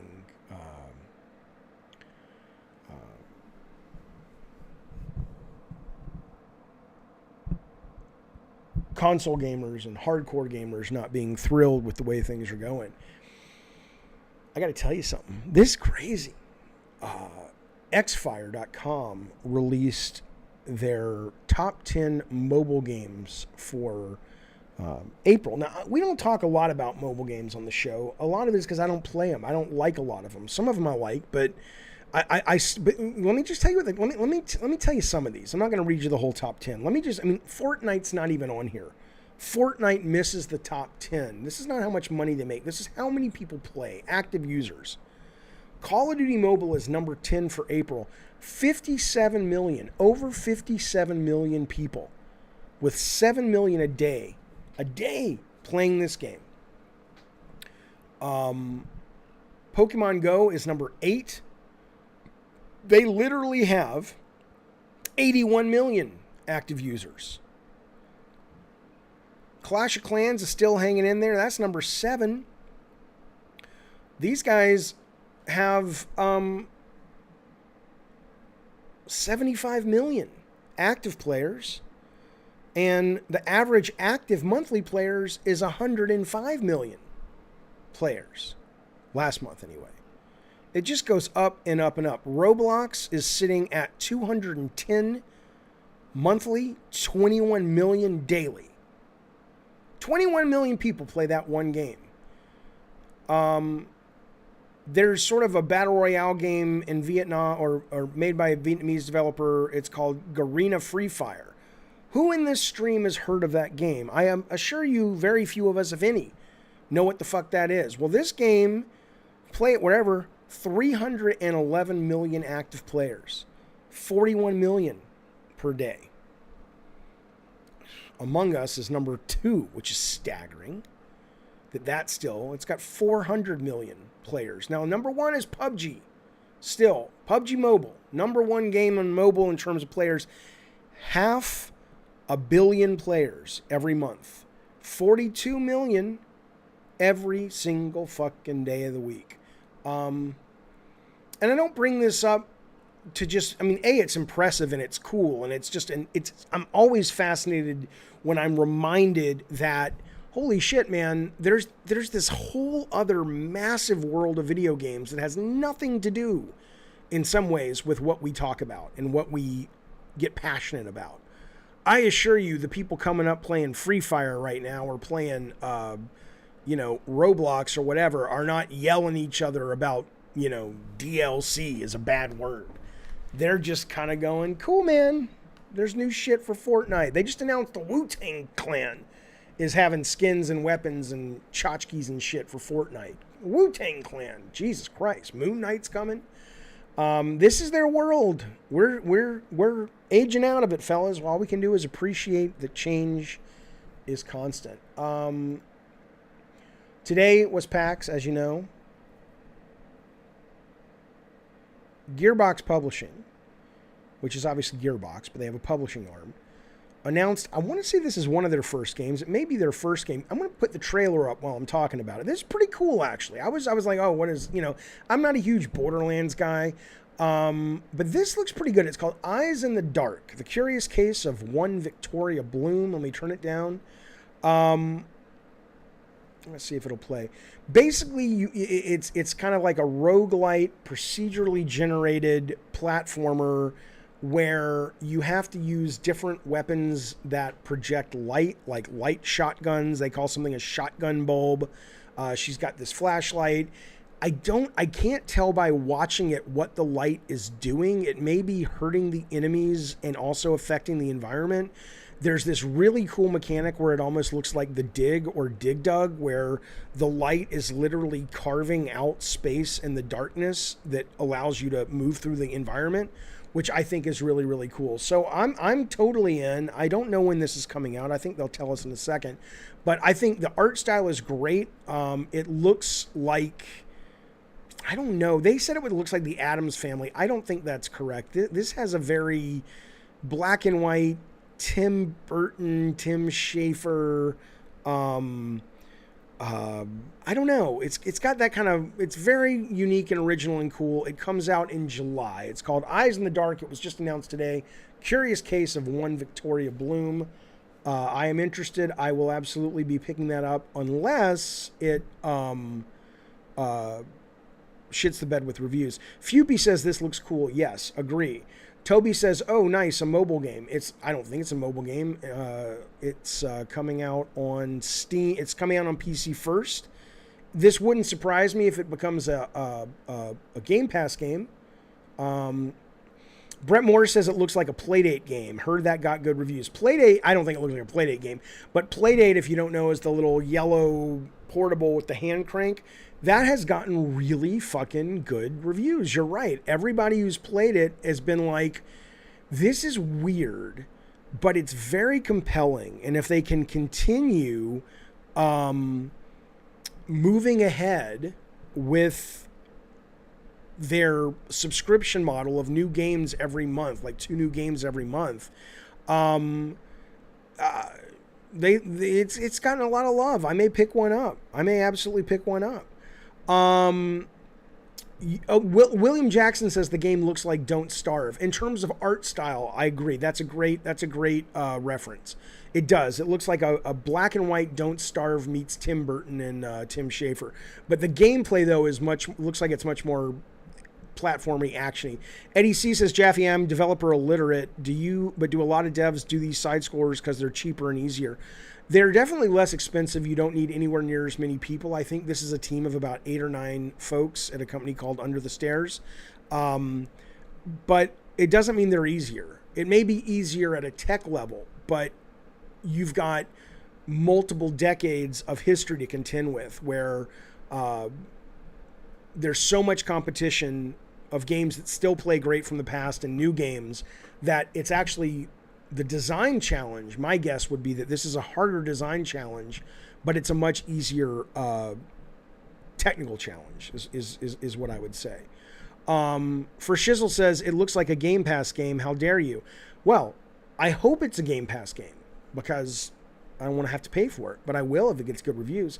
Yeah, Fupy says Rogue Legacy 2 comes out in a month. This month. It's been in early access. Right. I'm looking forward to it. It sounds great. Okay, I'm still waiting for Legends to tell me why he sent me this thing. It's very strange. Okay, let me bring this back up. I want to show you one other game that was announced today. 1 second. I kind of accidentally fucked this thing up. Hang on. All right, hang on. Where did the chat go? There it is. Okay. If you were ever to make another game, says D-Trucks, would you rather it be a small budget indie game or a big budget? I don't know, man. I don't know. It's a very difficult question for me to answer in the here and now. I don't have any interest in doing it at all. Let me tell you something. Yeah, if anybody saw what Legends wrote, can you grab it and copy and paste it for me in the chat? KLONOA is coming out. It's going to have the first one and the second one. It's going to be it's a remake. I mean, it's going to be HD and all that. If you haven't played KLONOA, this is a delightful, delightful fucking game. It didn't do that well. It did a little better in Japan. It didn't do well at all in America. But boy, is it good. And I'm glad they're putting it out again. Updated graphics, controls, all this shit. I will absolutely be picking this up. What's interesting about this game, though, besides it just being great, and it's not just coming to Switch, though. I think the announcement today was it's coming, PS4, 5, Series 1, Steam. I will probably pick it up on the PS5. Thank you, Rob. Rob says, I'm delightful. You're breathtaking, Rob. So, and then there's a game coming out tomorrow, first-person shooter I'm going to get called Turbo Overkill, which it's like Cyberpunk. It looks fucking awesome. But anyway, the point is, though, so here's KLONOA. And it's coming out, looks great. I'm excited. I don't know why it was never a success. Maybe it just kind of hit. It was a PS1 launch, not launch, but it launched on PlayStation 1. And it may have been that just at that time, certainly in the West, that people were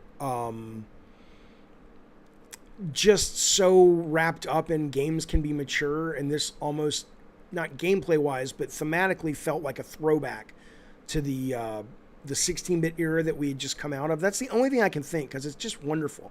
But the game has its fans, because this is a game, I sold this game at a garage sale. It was almost like new. It had been opened, but I sold it for about $380 at a garage sale. Today, if you want to get what I sold, $500 for basically what I sold, and then it obviously just goes up to $1,800 if it's graded at a new version. Wiki says KLONOA was included on demo disc on PS1, so it caught on. It didn't catch on. That's what I'm saying. It did not sell. It did not sell. Tony, you worked on Pandemonium, which was a similar game. I think Pandemonium came out first, but it was really, in fact, I think Pandemonium was the first 2.5D game that I ever remember, which was so cool, because, Pandemonium was just like, it was, you had control in a 2D plane, but, everything could, circle around and whip around, and it just had a really fucking cool path. I enjoyed Pandemonium, but not as much as KLONOA. How much is the Wii version, the Wii remake? I don't know. Let's find out real quick. Am I spelling right? KLONOA. There's a PAL. Okay, here's the Wii. If you want the Wii version, $75 if it's open and in good condition. New is $180. Graded is $620. You guys are saying it caught on where you are. It caught on over there. Yeah, it did not. I mean, if you're going by, Tony says I wanted to use the tech he used in Pandemonium for a Ghost Rider game I was hired for, but it went into Legacy of Kain. Oh, a Ghost Rider game like that would have been fucking awesome. I'll tell you what the article says. The original KLONOA, Door to Phantomil, was released in 1997. Despite gaining widespread critical acclaim and enjoying modest success in Japan, the game struggled to sell well in the West. So that's where I'm getting it from. And plus the fact that, I lived this and I never saw it catch on. But maybe the UK was a different story. I don't know.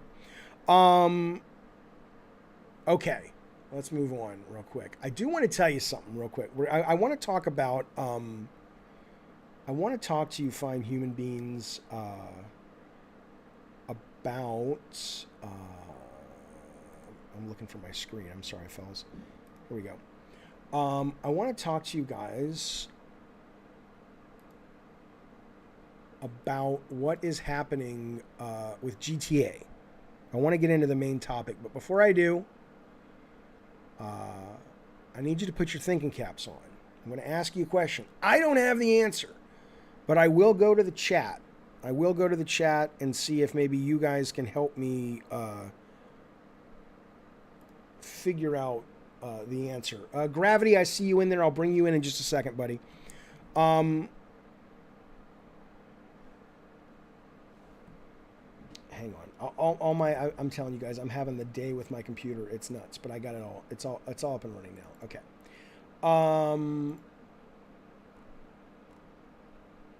Okay. I want to talk to you about Jaffe, come on. I know. I just you got to give me a break, man. You got to give me a break.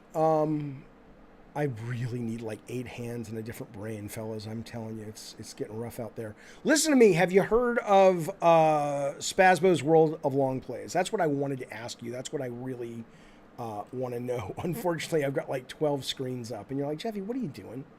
How many drugs are you on? A lot. Don't touch me there. Oh, you knucklehead. You knucklehead. I'll get to those super chats in just a second.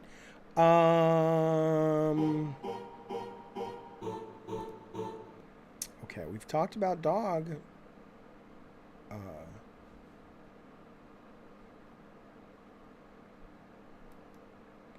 Jaffe, what are you doing, dude?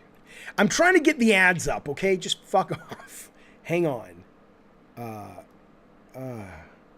It's like, Jaffe, are you okay? No, not really, man. Not really. It's not good. It's no bueno. There we go. Spazbo's World of Long Plays. This is pretty cool. This will be more fluid in the future, I promise. Just like my bowel movements. Listen, Spazbo is one of our God of War members, one of our great members of the community in general. He works with this company called World of Long Plays. They've been in business for 15 years. Believe that or not. This is amazing, though. I reached out to him today. I said, look, can you tell me what is coming up on World of Long Plays? If you don't know World of Long Plays, basically they literally play games from all generations, from beginning to end, no commentary. It literally is like, you put it on the background, it's like the video game version of a fucking jukebox. And if you don't know what that is, that's because I'm old and you're not. It's a very cool site. It's a great resource. Listen to this. Coming up in just a couple of days, Spaz is going to be doing a bunch of Dreamcast titles. He will be recording Buzz Lightyear of Star Command, Tony Hawk 2, Resident Evil Code Veronica, Star Wars Episode 1, Jedi Power Battles. But think about this. Let me show you something real quick. That's not all. That's not just Dreamcast, baby. Look at this shit. Look how much shit this guy is going to do. Here's his schedule. He's got Dreamcast, then he's going to C64. Then he's going to do PC, GameCube, Sega Master System, arcade games, and he's going to PlayStation. Biohazard, Grid Runner, Ghost in the Shell. Come on now.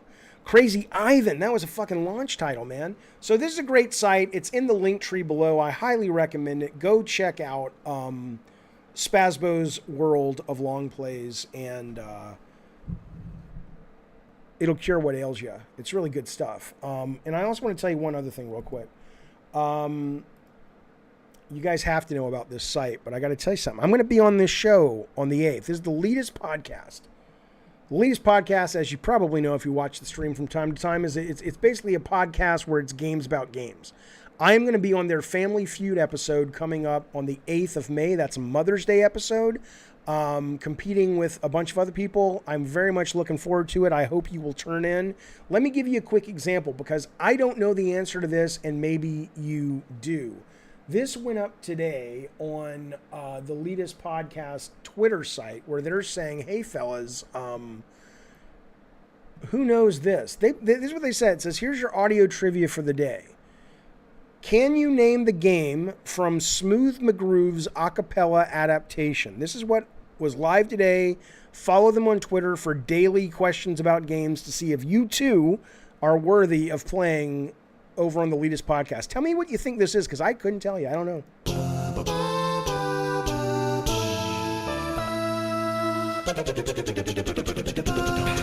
Is it Russian Attack?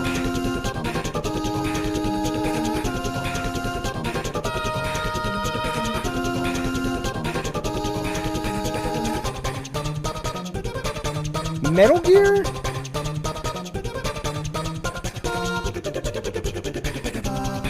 It's the Bella Bartons. I don't know what that is. It sounds like Metal Gear, maybe? Contra! Nodog's got it. That's right. That's right. It's Contra. Easy. I couldn't place it. I'm going to so fail on the 8th. Anyway, tune in to the Elitist Podcast. It's in the link tree below. It's good people, and I think you'll enjoy it. Let me get these super chats. Let me talk to Gravity, and then we will jump in. Masochista says it's The Last of Us 2. And then we will jump into talking about what's happening over at the Rockstar. Okay. A couple of super chats came in. Thank you, fellas. I appreciate that very, very much. Where did it go? Let me read it real quick. I got, all right. Master Luke, thank you, buddy. Master Luke is a great artist. He says, not sure if you're following the EZRA Miller situation, but I was curious what you would do if you were the head of WB with the upcoming Flash movie.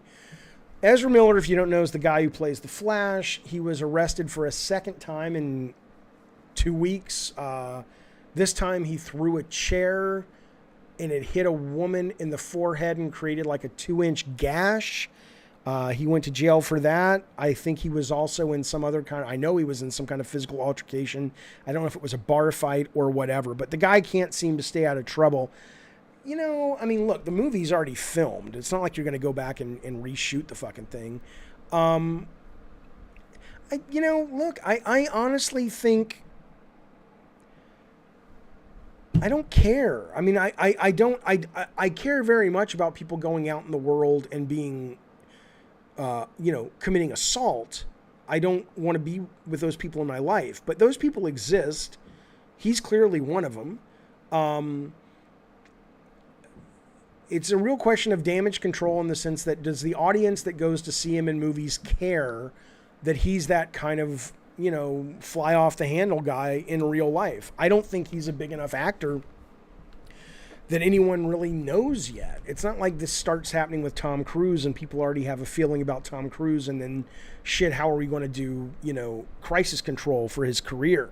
So I wouldn't, if the guy needs to go to jail and serve time and pay off his terrible offensive actions, then let the legal department handle it, or let the law handle it, and the judge handle it, the courts. But I may not hire him again, but I would only not hire him again if I either have a policy of hiring no one who's ever been arrested, which I think that would be hard in Hollywood. Or if the audience starts to walk away and say, we're not seeing this because we're offended that he gets in fights, right? I don't know. I think we're a little too much up in people's business in terms of, the cops got him. He's in jail. I don't care how he makes a living. Is it a good movie? Is he still hurting people? That's what I care about. So that would be my take, Master Luke. Legends, thank you, buddy. Oh, okay. So what Legends is saying, Legends sent me that list of all the Sony movies. And this list goes well into the future of things that are just in, like, pre-production. He says, on that list, you can find Shadow of the Colossus, Gran Turismo, Baby Driver 2, Hancock 2, a new Zorro, a new Crow, Master of the Universe, Starship Troopers, new Karate Kid. That's cool. That's really cool. Gran Turismo, I mean, in name, it's so dumb. Look, these are people with degrees and they make a lot of money. They must be right that if you stick a brand on something, it's better than not having a brand. But it's just like, if you want to make a movie about car culture and all that shit, then make that movie. But just because you're going to call it Gran Turismo, and I'm like, I know that one. It's like, it's that competitive that you're willing to, I don't know. I'm not impressed, but I'm happy to hear there's a new Karate Kid movie. Shadow of the Colossus could be very fucking cool. Baby Driver 2 sounds great. Hancock 2, first one was forgettable. Had a couple of good jokes. Match of the Universe and Starship Troopers I'm pretty excited. About that. Okay. I want to bring in Gravity, and then we'll talk about GTA. Gravity, it's Jaffe. Good to talk to you again. What's up? Hey, I just want to let you know that the reason you're seeing wage hikes in Japan is because there are tax incentives put into place starting this fiscal year. To do what? Tax incentives to give your employees raises? Yes, they have had an issue of wage stagnation for decades, and they're trying to combat that.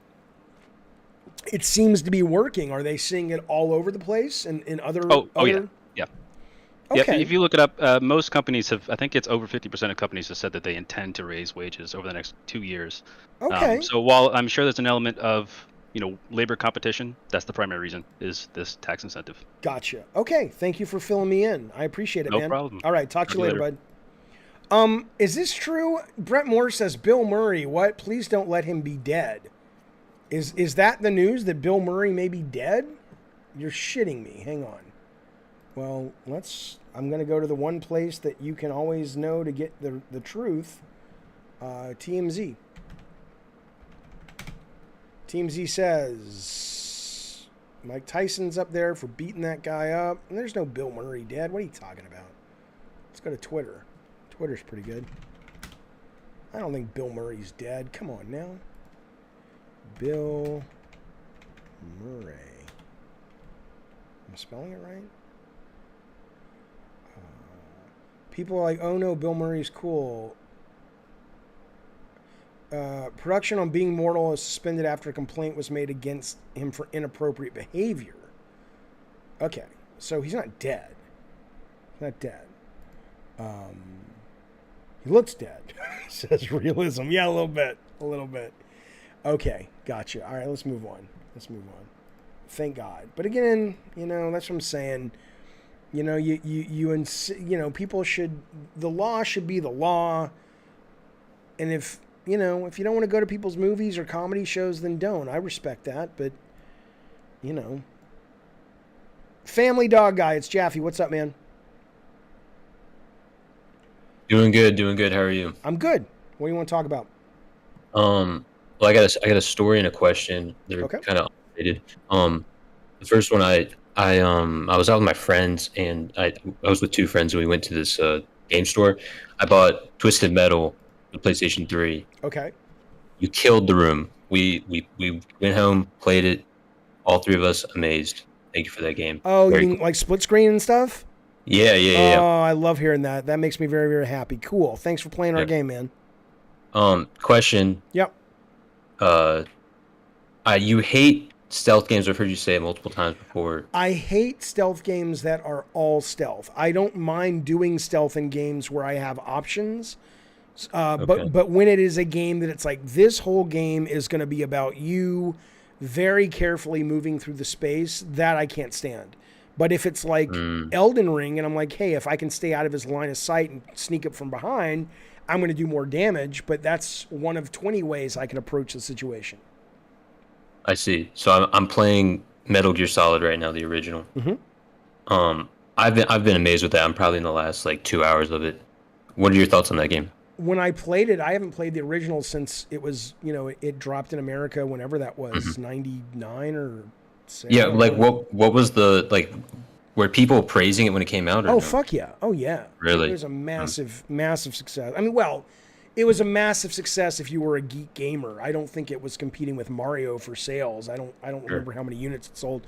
But no, I really enjoyed it. I know it's very stealthy, but there's two things. It was at a time when, it's so weird because believe it or not, there was a time where simply that mechanic of sneaking was so unique that it was like that's all you needed, and then it just got very old very quickly. But so I loved it when I played it, and it wasn't just stealth. Of course, you get into some really cool scenarios that have nothing to do with stealth. But I love Metal Gear. It's one of my favorite franchises, even though I think it's batshit stupid, and it needs an editor for the cutscenes. I love Metal Gear.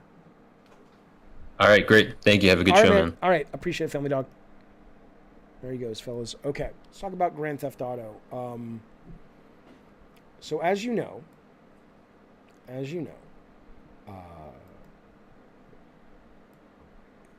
Grand Theft Auto 5 came out. What's my dog doing? Grand Theft Auto 5 comes out. It is upgraded, HD, blah, blah, blah. They've apparently fixed a lot of the weird bugs and all that shit. Well, so one of the things they fixed is for a while people have been complaining about some of the transphobic content in Grand Theft Auto. And so the guys at Rockstar have come in and said, okay, we're going to make some changes. Let me walk through the changes with you, and then I want to discuss where this fits in your bag of, or on your list of, is this cancel culture run amok? Is this political correctness run amok? Or is this simply being kind and we're in a different time, even from 7 years ago when the original came out? Here are the major changes. The first one is actually minor, but it's being reported, so I'll tell you. I guess there's a in-game arcade in the office. There's a character, like a little action figure. The one that the game shipped with was a hot pink drawn character, very flamboyant, called Captain Space Toy. And it's in a box highlighting interchangeable genitalia. Now, to be fair, I don't really see how that's offensive. Who cares if they have it's not saying anything's wrong with that. It's just a toy, but whatever. But the ones that I did feel made sense to be like, that seems a little weird, is if you're out by this club called the Cockatoo Club, there are a lot of NPCs running around that are very clearly cross-dressers for sure, but in terms of, I don't know if they're transitioning or if they're just I don't know what they are, but clearly, and if you've seen the thumbnail of this video, it's very pushed, right? And the character, Michael, Franklin, whoever you're playing, this is some of the things they say. So Michael says, hello, sir. I mean, madam. I mean, whatever. He says, well, hello, mid-op, like you're in the middle of your operation of transitioning. Franklin says, you almost fooled me, bro. She almost. Franklin says, hey, you need to keep taking your hormones. Trans woman says, I don't think the laser treatment is working. Trans woman says, they won't let me on the ladies basketball league at the rec center. That's crazy. I think I'm going to sue or something.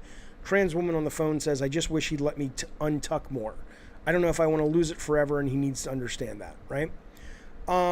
Those have been, from what is being reported, removed from the game as well. And it's not, there was also the Confederate flag in Grand Theft Auto 5 that they removed. I mean, a lot of things have changed. And what's interesting about this, I mean, again, I'm a big freedom of speech guy. Not in terms of, I mean, yes, legally, but this is not a freedom of speech issue. It's a private company. But I'm a big let people express whatever they want. So people have a right, and I would defend their right to say just awful things about other people. It's absolutely their right to do that. But a private company doesn't have to put up with that if they don't want to, right? So when I look at this, I do think the dialogue is pretty offensive. And I started thinking, well, what is the one thing we always hear about Grand Theft Auto? But see, that's, I'll get that comment in a second, and I'll get the one under it in a second. The one thing we hear about Grand Theft Auto is, oh, well, it's satire. I don't know if people really understand the definition of satire, though. Satire is meant to aim a comedic spotlight at something happening in our lives that needs taking down a peg or mocking in order to show something negative about that thing, right? That's kind of literally the definition of satire. But what is this satirizing? I mean, is it literally saying we think trans people are funny and worth making fun of? I mean, what's the joke here? What is the spotlight being aimed at? And again, it doesn't have to be satire. That's okay. It can just be cruel, or it can just be childish. Like that Postal No Regrets came out. I'm this close to buying a $40 game that's getting a 1 and 2 out of 10 score, because the biggest complaint is it's cringily juvenile. And I'm like, ooh, I like juvenile things. I want to play it, right? It doesn't have to have any moral fiber. But what is it saying about America? What is it satirizing? Eternal is literally quoting me from the internet. He says, satire is the use of humor, irony, exaggeration, or ridicule to expose and criticize people's stupidity or vices, particularly in the context of politics or topical issues. Yes, that's directly from, if you Google satire. But that said, though, that's right. That's the definition. So what is being exposed here? It's not like they're exposing how cruel people can be.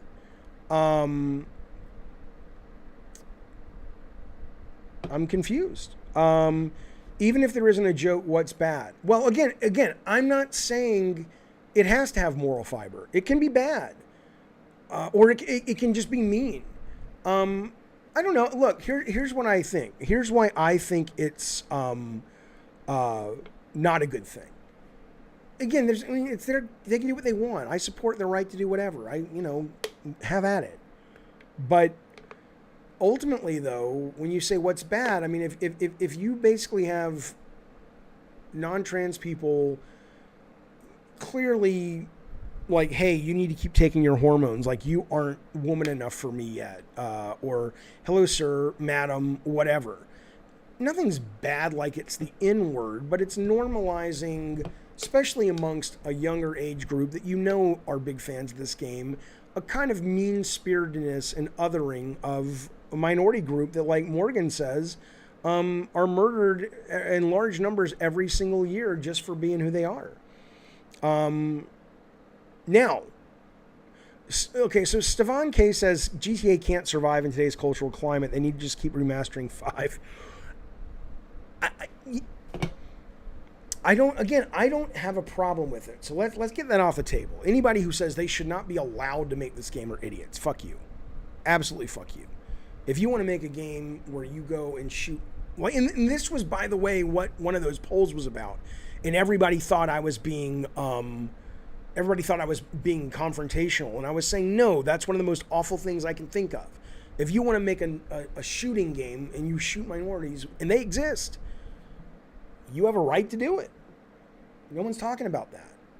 But it is a question of, is GTA no longer able to do what they used to do, either because we're too sensitive, or is it because we're simply wiser, right? I mean, if the first GTA 3 had, I forget what the guy's name was, the star of GTA 3, running around saying the N-word, and if you go up to a black NPC and say the N-word by hitting the button, right? It wouldn't have been okay then, but would that be okay? So it's satire. Is it? Right? I mean, I don't know how much of it is. I don't know how much of it is the fact that our culture has gotten too soft versus our culture has maybe also gotten a little smarter and a little more sensitive to the fact that there are people suffering that we weren't even thinking about before. I think that guy that created a game like that should be placed on a watch list, says Toby. I don't. In America, you have a right to express yourself. No one has to carry your game, but if you want to make that game, make that game. It's absolutely your right. And if they put you on a watch list for it, I mean, I don't know what the criteria legally is for being able to put somebody on a watch list. I can't imagine it's a high bar you have to clear. Joey says definitely because people have become more sensitive these days. Okay. It's a video game, says Greek Speed. It's simulation, so yes, it's all okay with me. Why is this conversation not happening in other mediums, says Fidelio. I know, I get that reference. The most progressive fans of film would be appalled at the idea of editing out slurs from Pulp Fiction. I guess because in something like Pulp Fiction or South Park, it's easier to feel good about standing behind either the satire line or it's saying something, because those mediums tend to be able to dive deeper into those kinds of ideas right now. Games really haven't shown that they're capable or game makers are that interested in putting those things in a smart way into games. So my guess would be that's why is that in Pulp Fiction there's a sense of it's not being done just to be cruel. It's being done because it's representing something that is in line with the theme of the whole film. Vizal says it's all about the intention. Do we know their intention? Well, we don't know their intention, but how many times do we have to see them going for the low-hanging fruit to get laughs by 13-year-old boys to... It's clear either they think they're really satirical, but they're not. Like, I would never, even though I do think, a game I worked on, which was called, Juvenile, which was Drawn to Death, I never thought I was saying something. It was a sweet story if you look past the grime, and it was supposed to be about a high school kid struggling. But it was never, when I literally have, frogs on anatomy tables masturbating, it's meant to be stupid. And it's meant to be childish in a way that I still find funny. I'm not going to hide behind, but it's art, right? I think in this case, it's like, what's funny about making fun of someone who's a trans person? Well, come on now. Wiki says GTA is for 18-year-olds. I understand what it's rated, but if you think there's not a lot of people 10 and up playing that game, you're simply wrong.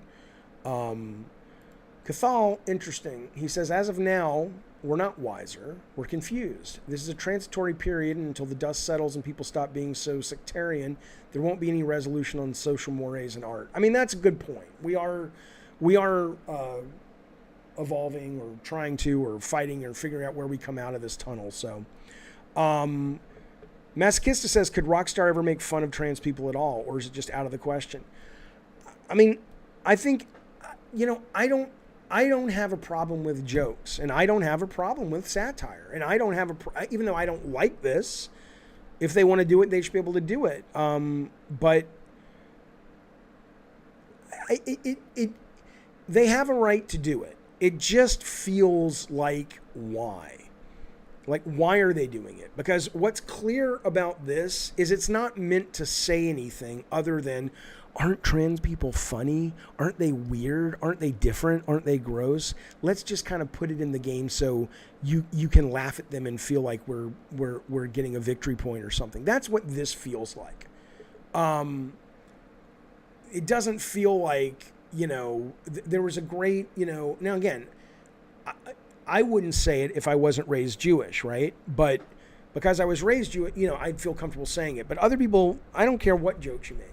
But there are incredibly offensive jokes that are hilarious. The Sarah Silverman had a documentary where she says, they asked her, what's the most offensive joke that you've heard about Jewish people? And she said, what's the one thing the Jews liked about the Holocaust?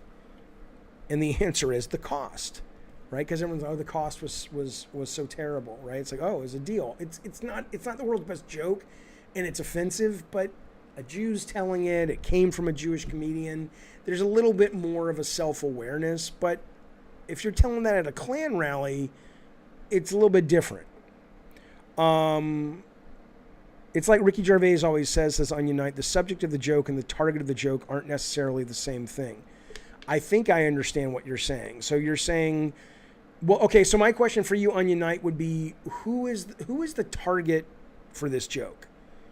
The subject are trans people, right?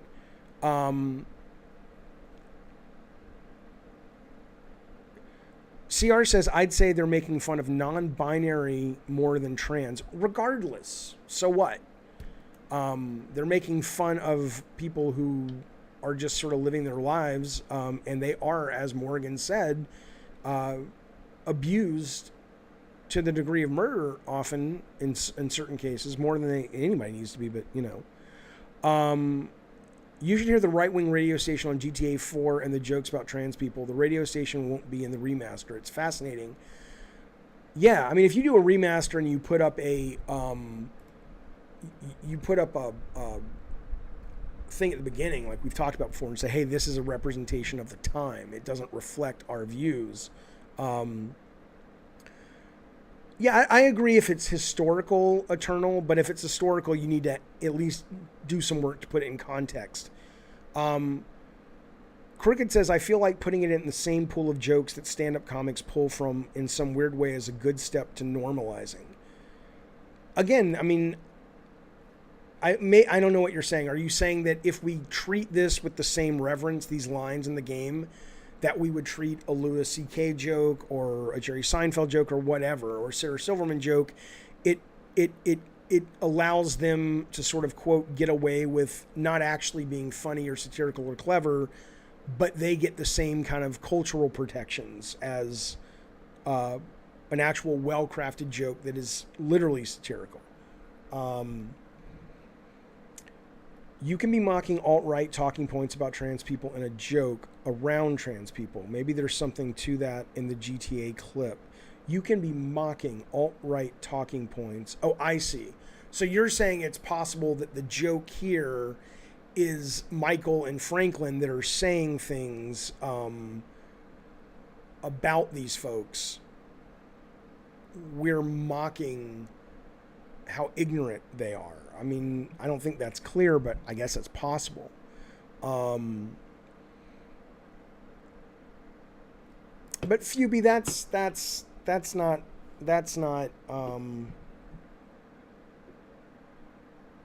Jana Jameson's radio show and Jonah Jameson's and Spider-Man.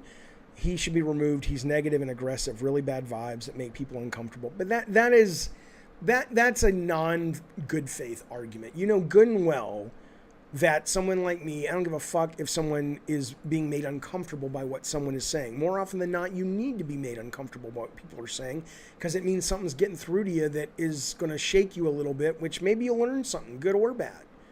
I don't think that's what a lot of people are talking about. I think that devalues the discourse that I think should be respected about, you know, I mean, it wasn't that long ago that, you know, it's not the N-word, but people would, you know, use terms for black people. Hell, I grew up in the South and it would never occur to me now.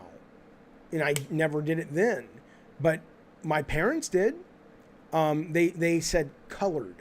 Oh, is that colored boy that goes to your school? And I'm like, colored boy? What? Right? But I mean, you know, you're not going to get punched in the face if you say it. I'm not going to get canceled from YouTube if I say it. But it's still pretty fucking offensive to act like, oh, people are just so sensitive. I don't know.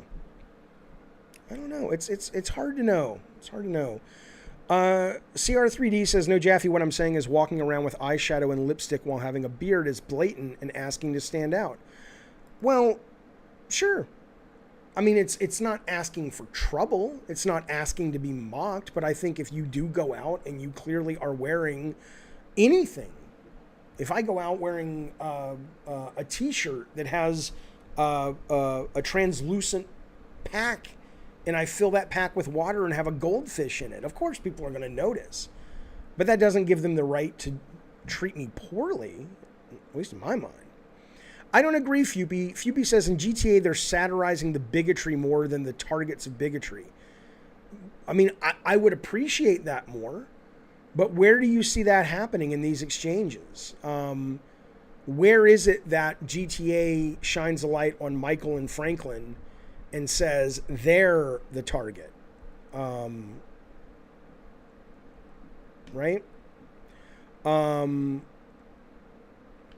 The game industry has always said there's no correlation between game violence, as Stonerface, and real violence. Why is there not the same opinion with jokes? Because there's no fear, except in the most rare cases, that you are going to go out in the streets and reenact Grand Theft Auto or God of War or Call of Duty. But the opportunity for society to be influenced by the world building, the IP, the game, and then carry that out into the world and how they treat others is very common. I would imagine that's why. That's why. Yeah, Jon Snow, I haven't gotten that. I appreciate that's your perspective. You may have a wiser perspective on it. I'm not a massive GTA guy. I've played all of them. But Jon Snow says the entire point of GTA is the main characters are idiots. So yeah, I mean, if that's what you're saying, that doesn't really come through to me. But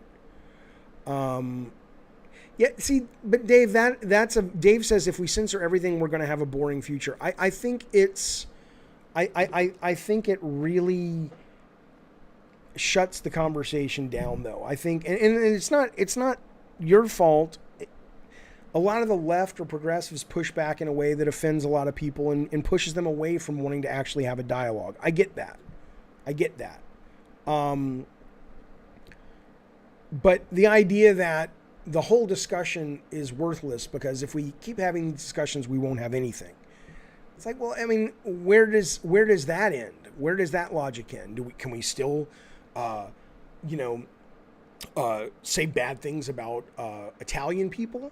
Like, what was it? There was a phrase for them, which I won't say. Can we say bad things about Jews? Can we normalize the N-word? I mean, there is a point where we have to allow ourselves to grow out of being such assholes. Yeah, I think that's we'll no. Well, it is and it isn't censorship, Steph. Censorship by definition, unfortunately, is not just government based. Anything that someone changes, like if you look up that definition, yeah, it's censorship, but it's not censorship like the government stepping in and saying you can't, we can't do that. This is the last comment I'll read, then I want to move on. James Smith says, if you're going for equality, everyone's fair game. You can't have any untouchables when it comes to comedy, be it in games or in a club.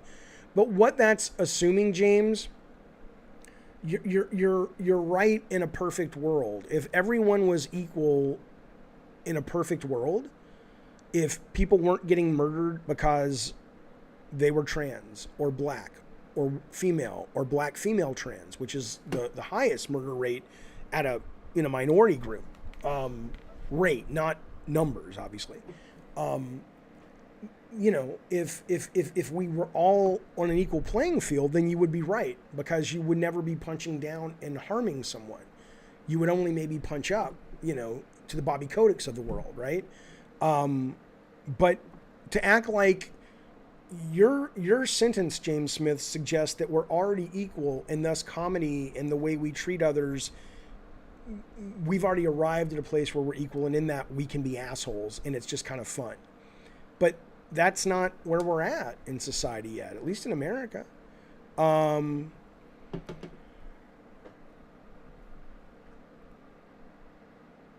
Fidelio says it's baffling to see the left use the "but it's not government censorship" rebuttal as if corporate censorship is better. What I'm saying though is government censorship is anathema to everything America stands for. A company censoring their own product, I mean, how do you differentiate? When Sony came to me and said, hey, we can't legally ship God of War if you have the guy in the cage that gets burned alive, okay? Well, Sony paid for it. It's their game. And they're like, we want to ship it in Europe, and so we have to change that. Well, I didn't like that we changed it, but that does fit the definition of censorship. But you know what else fits the definition of censorship? Is if I have an idea for a game mechanic or a segment on this show, and I'm like, I really think it's cool, but I think the audience won't like it. And I just don't do it. I don't do that new puppet or whatever. Well, that's censorship. So you do have to differentiate what you're talking about, even when you're talking about corporate censorship. It's not just, by definition, it's simply making a choice. Controller Sport says it's a stylistic edit, not censorship, but it still fits the definition of censorship, which is why I think it's important to say there's government censorship, and then there's the kind that you're calling a stylistic edit. That's what we're talking about. Yes, they were cool with the sex minigame because they're a healthy culture when it comes to sex. They're like, well, what's wrong with sex? Torturing and murdering somebody, probably not good for us. All right. Well, Gerard says, nah, only the government can censor. Well, again, If you can't write, just like the guys over on that podcast I was on, you can't, you can have your own definitions for your own group of people that you're hanging out with, and you know what it means, but the official definition of censorship does not include the government. Stonerface says, so when minorities are fully seen as equals in society, is that when we'll all be able to make jokes? Probably. Sure.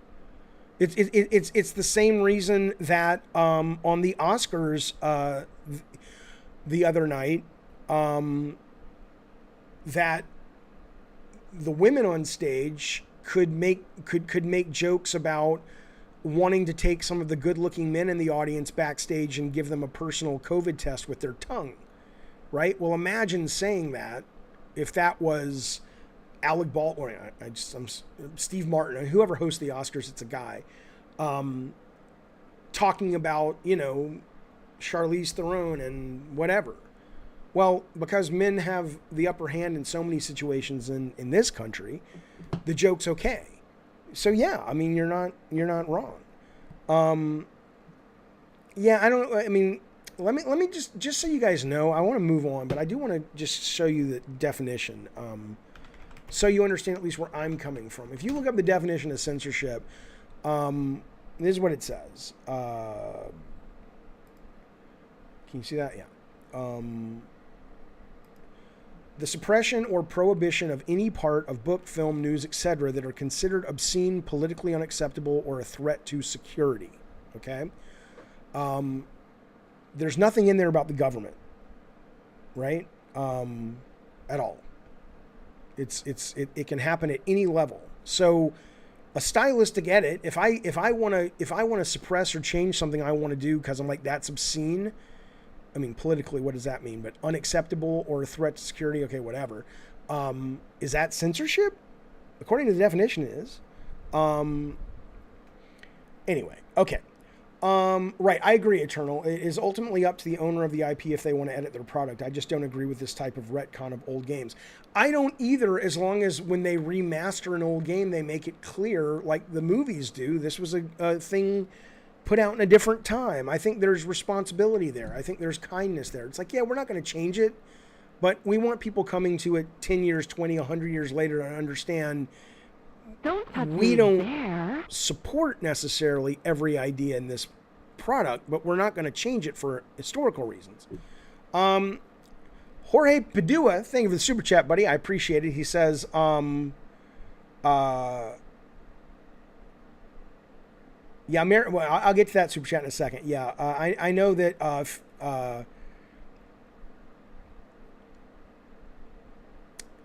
CR3D says this country is supposed to be 100% transparent. Well, it used to be.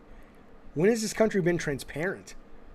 This country is built on some wonderful things, some wonderful ideas about republics and democracies and the quality of people. But it's also built on genocide and slavery and keeping in sort of whitewashing some of the bad stuff so we don't actually have to think about it. Come on now. We've never been transparent. That's just propaganda.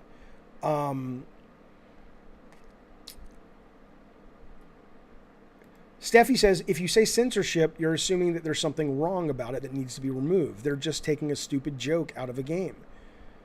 Yes, because they think there's something wrong with it. If it was, I don't care if they keep it or not. They have a right to do whatever they want, but I think they're offensive, but they have a right to be offensive. Okay, Padua, thank you for the super chat. He says, what about the Republican Space Marine show on GTA 4? I don't even remember. It was funny as hell, and some people could find it offensive, but no one complained. We laughed about it. I would have to listen to it. I don't know what the Republican Space Marine show is. But again, yeah, I would have to hear it. I don't want to talk about something I have no knowledge about. Yeah, Greek Speed says, my friends and I are from all sorts of ethnic, racial backgrounds, and we talk shit about our backgrounds all the time. We do it because it's funny and it marginalizes the racist concepts. Yeah, but do you know the word in there that doesn't exist in what we're talking about is friends? You have your own friendship culture that dictates the rules that you guys are comfortable with. But you can't lay that as a blanket that you have relationships with the Indian guy, the black guy, the Jewish guy, the trans woman, whatever it is in your group, who might be part of a marginalized community, where you know where the edges are for that person, and they know you, and they know your humor, right? That's very different. To lay that at the feet of everyone in the country or the world and say, be like our friends. It's like, but we're not like your friends. We don't know each other. These are strangers.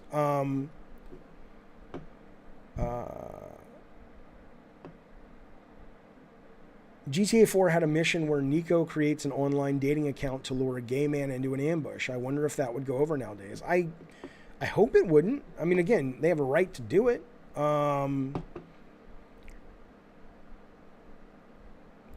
Fidelio says there are jokes in GTA 5 at the expense of poor people, the most oppressed and marginalized group in society. Nobody wants those jokes removed. I would guarantee you, if the poor had a voice that could be amplified like a lot of other marginalized people, it would, rightly so. I don't know what jokes you're talking about, but give me an example of one. But assuming it was highly offensive and at the expense of poor people, I think once people maybe woke up and realized, geez, that's really fucking mean. It's only funny when you can cartoonify the people you're making fun of, right? But no one thinks about the homeless, right? They're easy to kind of, push away into the darkness and it doesn't bother you. But that doesn't mean it's right. It just means that we haven't had a wake-up moment to realize that homeless people are literally just like everyone else that have, for whatever reason, found themselves in a really bad situation. But anyway, I want to move on. I really don't want to get political. Yeah, Brett Moore, I do too. I hate how we treat the homeless. Again, I don't mind pushing it to be the norm. Greek Speed says, I see your point, Jaffe, but that applies to sharing any creative product. My point is we should push that to be the norm. Yeah, but we're not going to push it. We're not going to push it by just making fun of people and allowing it to stay. We're going to push it by going, hey, let's treat homeless people better. Better yet, let's not have homeless people. Drive by Joe, thank you, buddy. He says the poor has a voice. His name is Pete Turtle. I don't know if Pete Turtle's rich or poor financially, but his logic is very poor.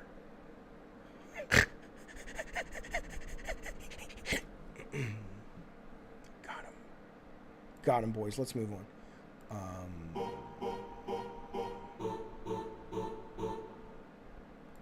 I'll talk about that later. I need you to understand something. Do you know what time it is?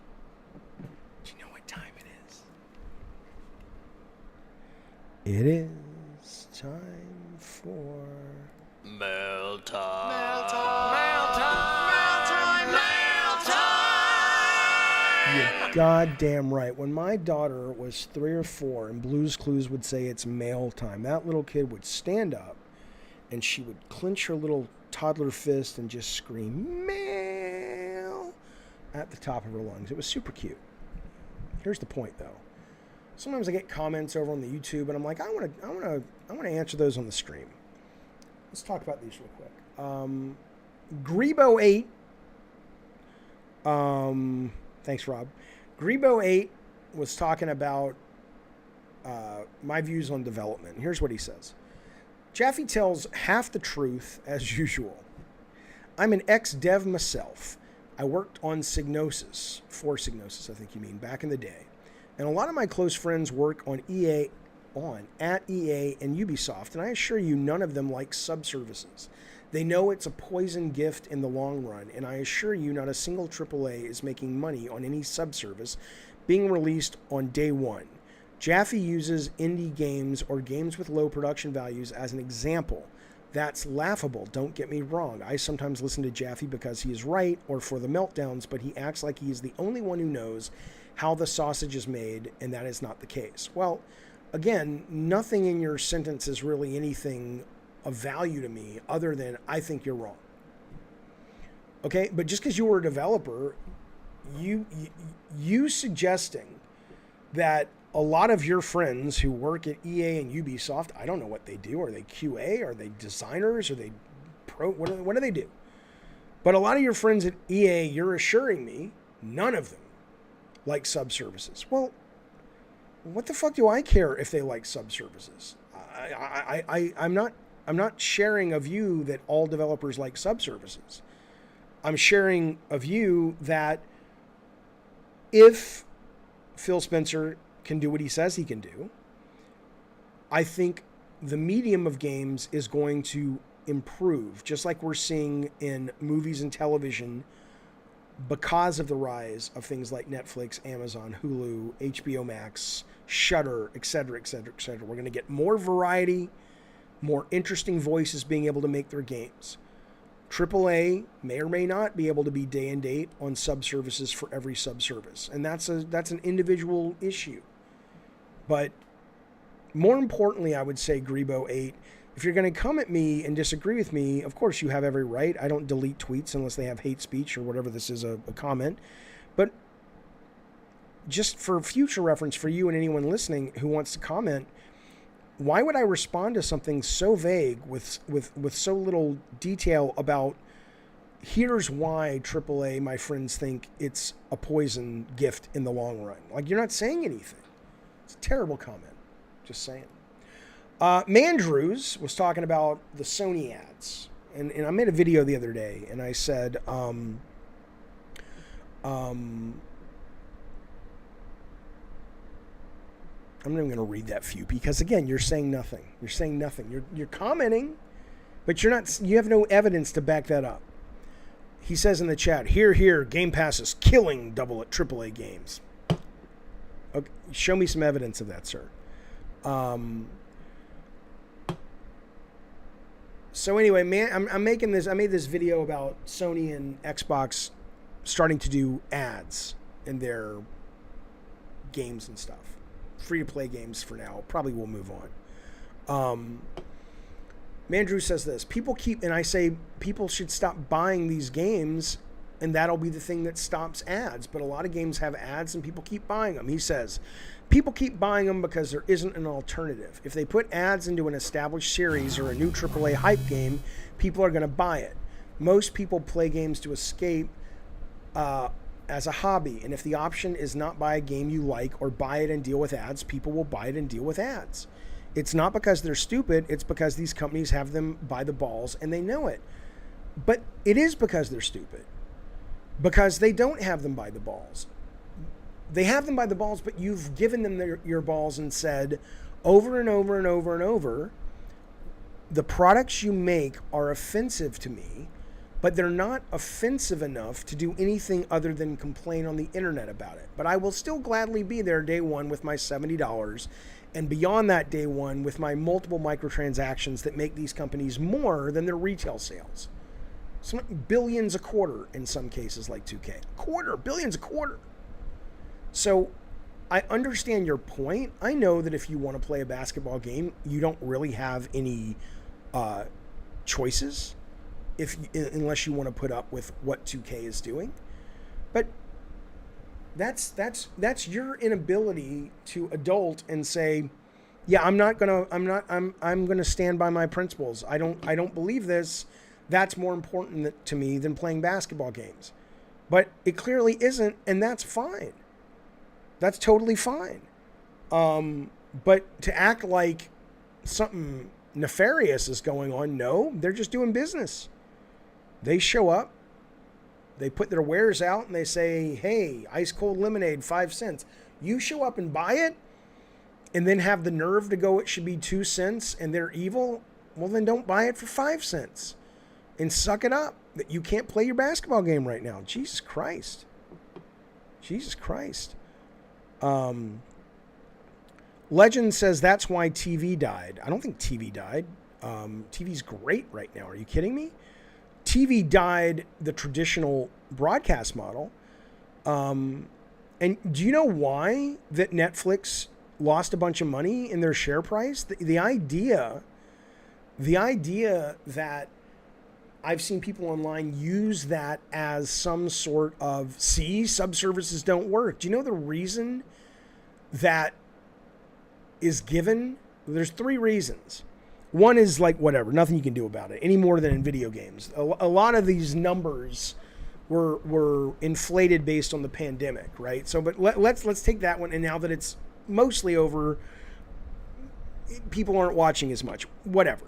Take that off the table. That's a act of God, as they say. But the 2 that are relevant is, I forget the number they gave, but Netflix is like, this is the number of people that are basically getting Netflix every single month from us who are not paying because they're sharing it with different households and things like that. So clearly people like what they're making, but they're finding a way to game the system, and Netflix has said, okay, we're gonna fix that because we're losing money. Or we're losing subscribers. Like, oh, you know, I'll give you an example. I was married for a long time. We had Netflix when I was married. My ex now lives not very far away, but she has Netflix. It's the same account, right? Well, they're going to say, you know, we're going to fix that. The other one is competition. It's HBO Max. It's Disney with better shows, according to a lot of people. It's Amazon. It's having a subservice like Shudder that comes along and says, we're going to niche down and focus just on horror. Those are not signs that the consumer is pushing away from subservices. Those are signs that the consumer is using them and getting away with not paying for them, and using a lot other ones that have risen up after Netflix. So Eternal says, I feel like they're exaggerating how many people are sharing, but sure, that's the excuse for raising prices. Yeah, I don't know. I mean, that was an investor call. I don't know how much they're allowed to exaggerate and be hyperbolic when they say this is the number who aren't paying. I don't know if that... You can't really be on an investor call and just start pulling figures out of your butthole. I think there is kind of a FTC violation in their future if that's what's happening. Stoner Joe says horror is just going to Satan at this point. I don't know what that means, because there's some great horror out there. I don't know if you watch Shudder, man, but they got some really fucking creepy shit on that fucking thing. All right, fellas. Well, that has been Gabbin' and Games for the 21st of April. I'll be back tomorrow on the 22nd of April with another one of these fine cock-a-doodie how do you do shows. As always, I appreciate the new members. Welcome. Oh, hey, don't forget, Batman, Big Trouble in Little China, members only this Saturday. I don't know the time yet. I'll let you know soon. The new one, and Big Trouble in Little China. All I'll tell you is all you need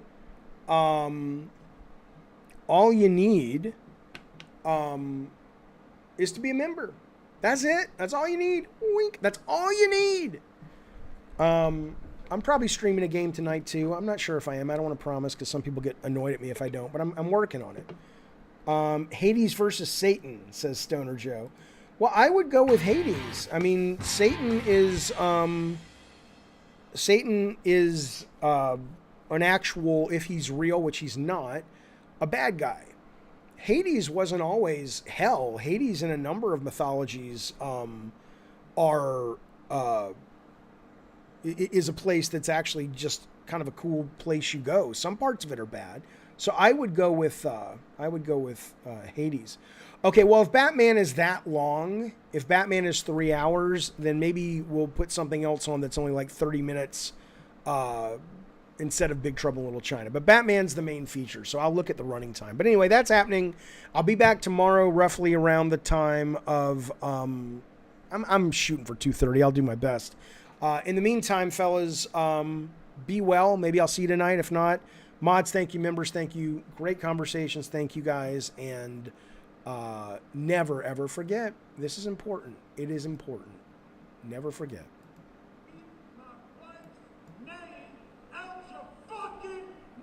I'm going to. Goddamn right. Okay? Goddamn right. Be well, everybody.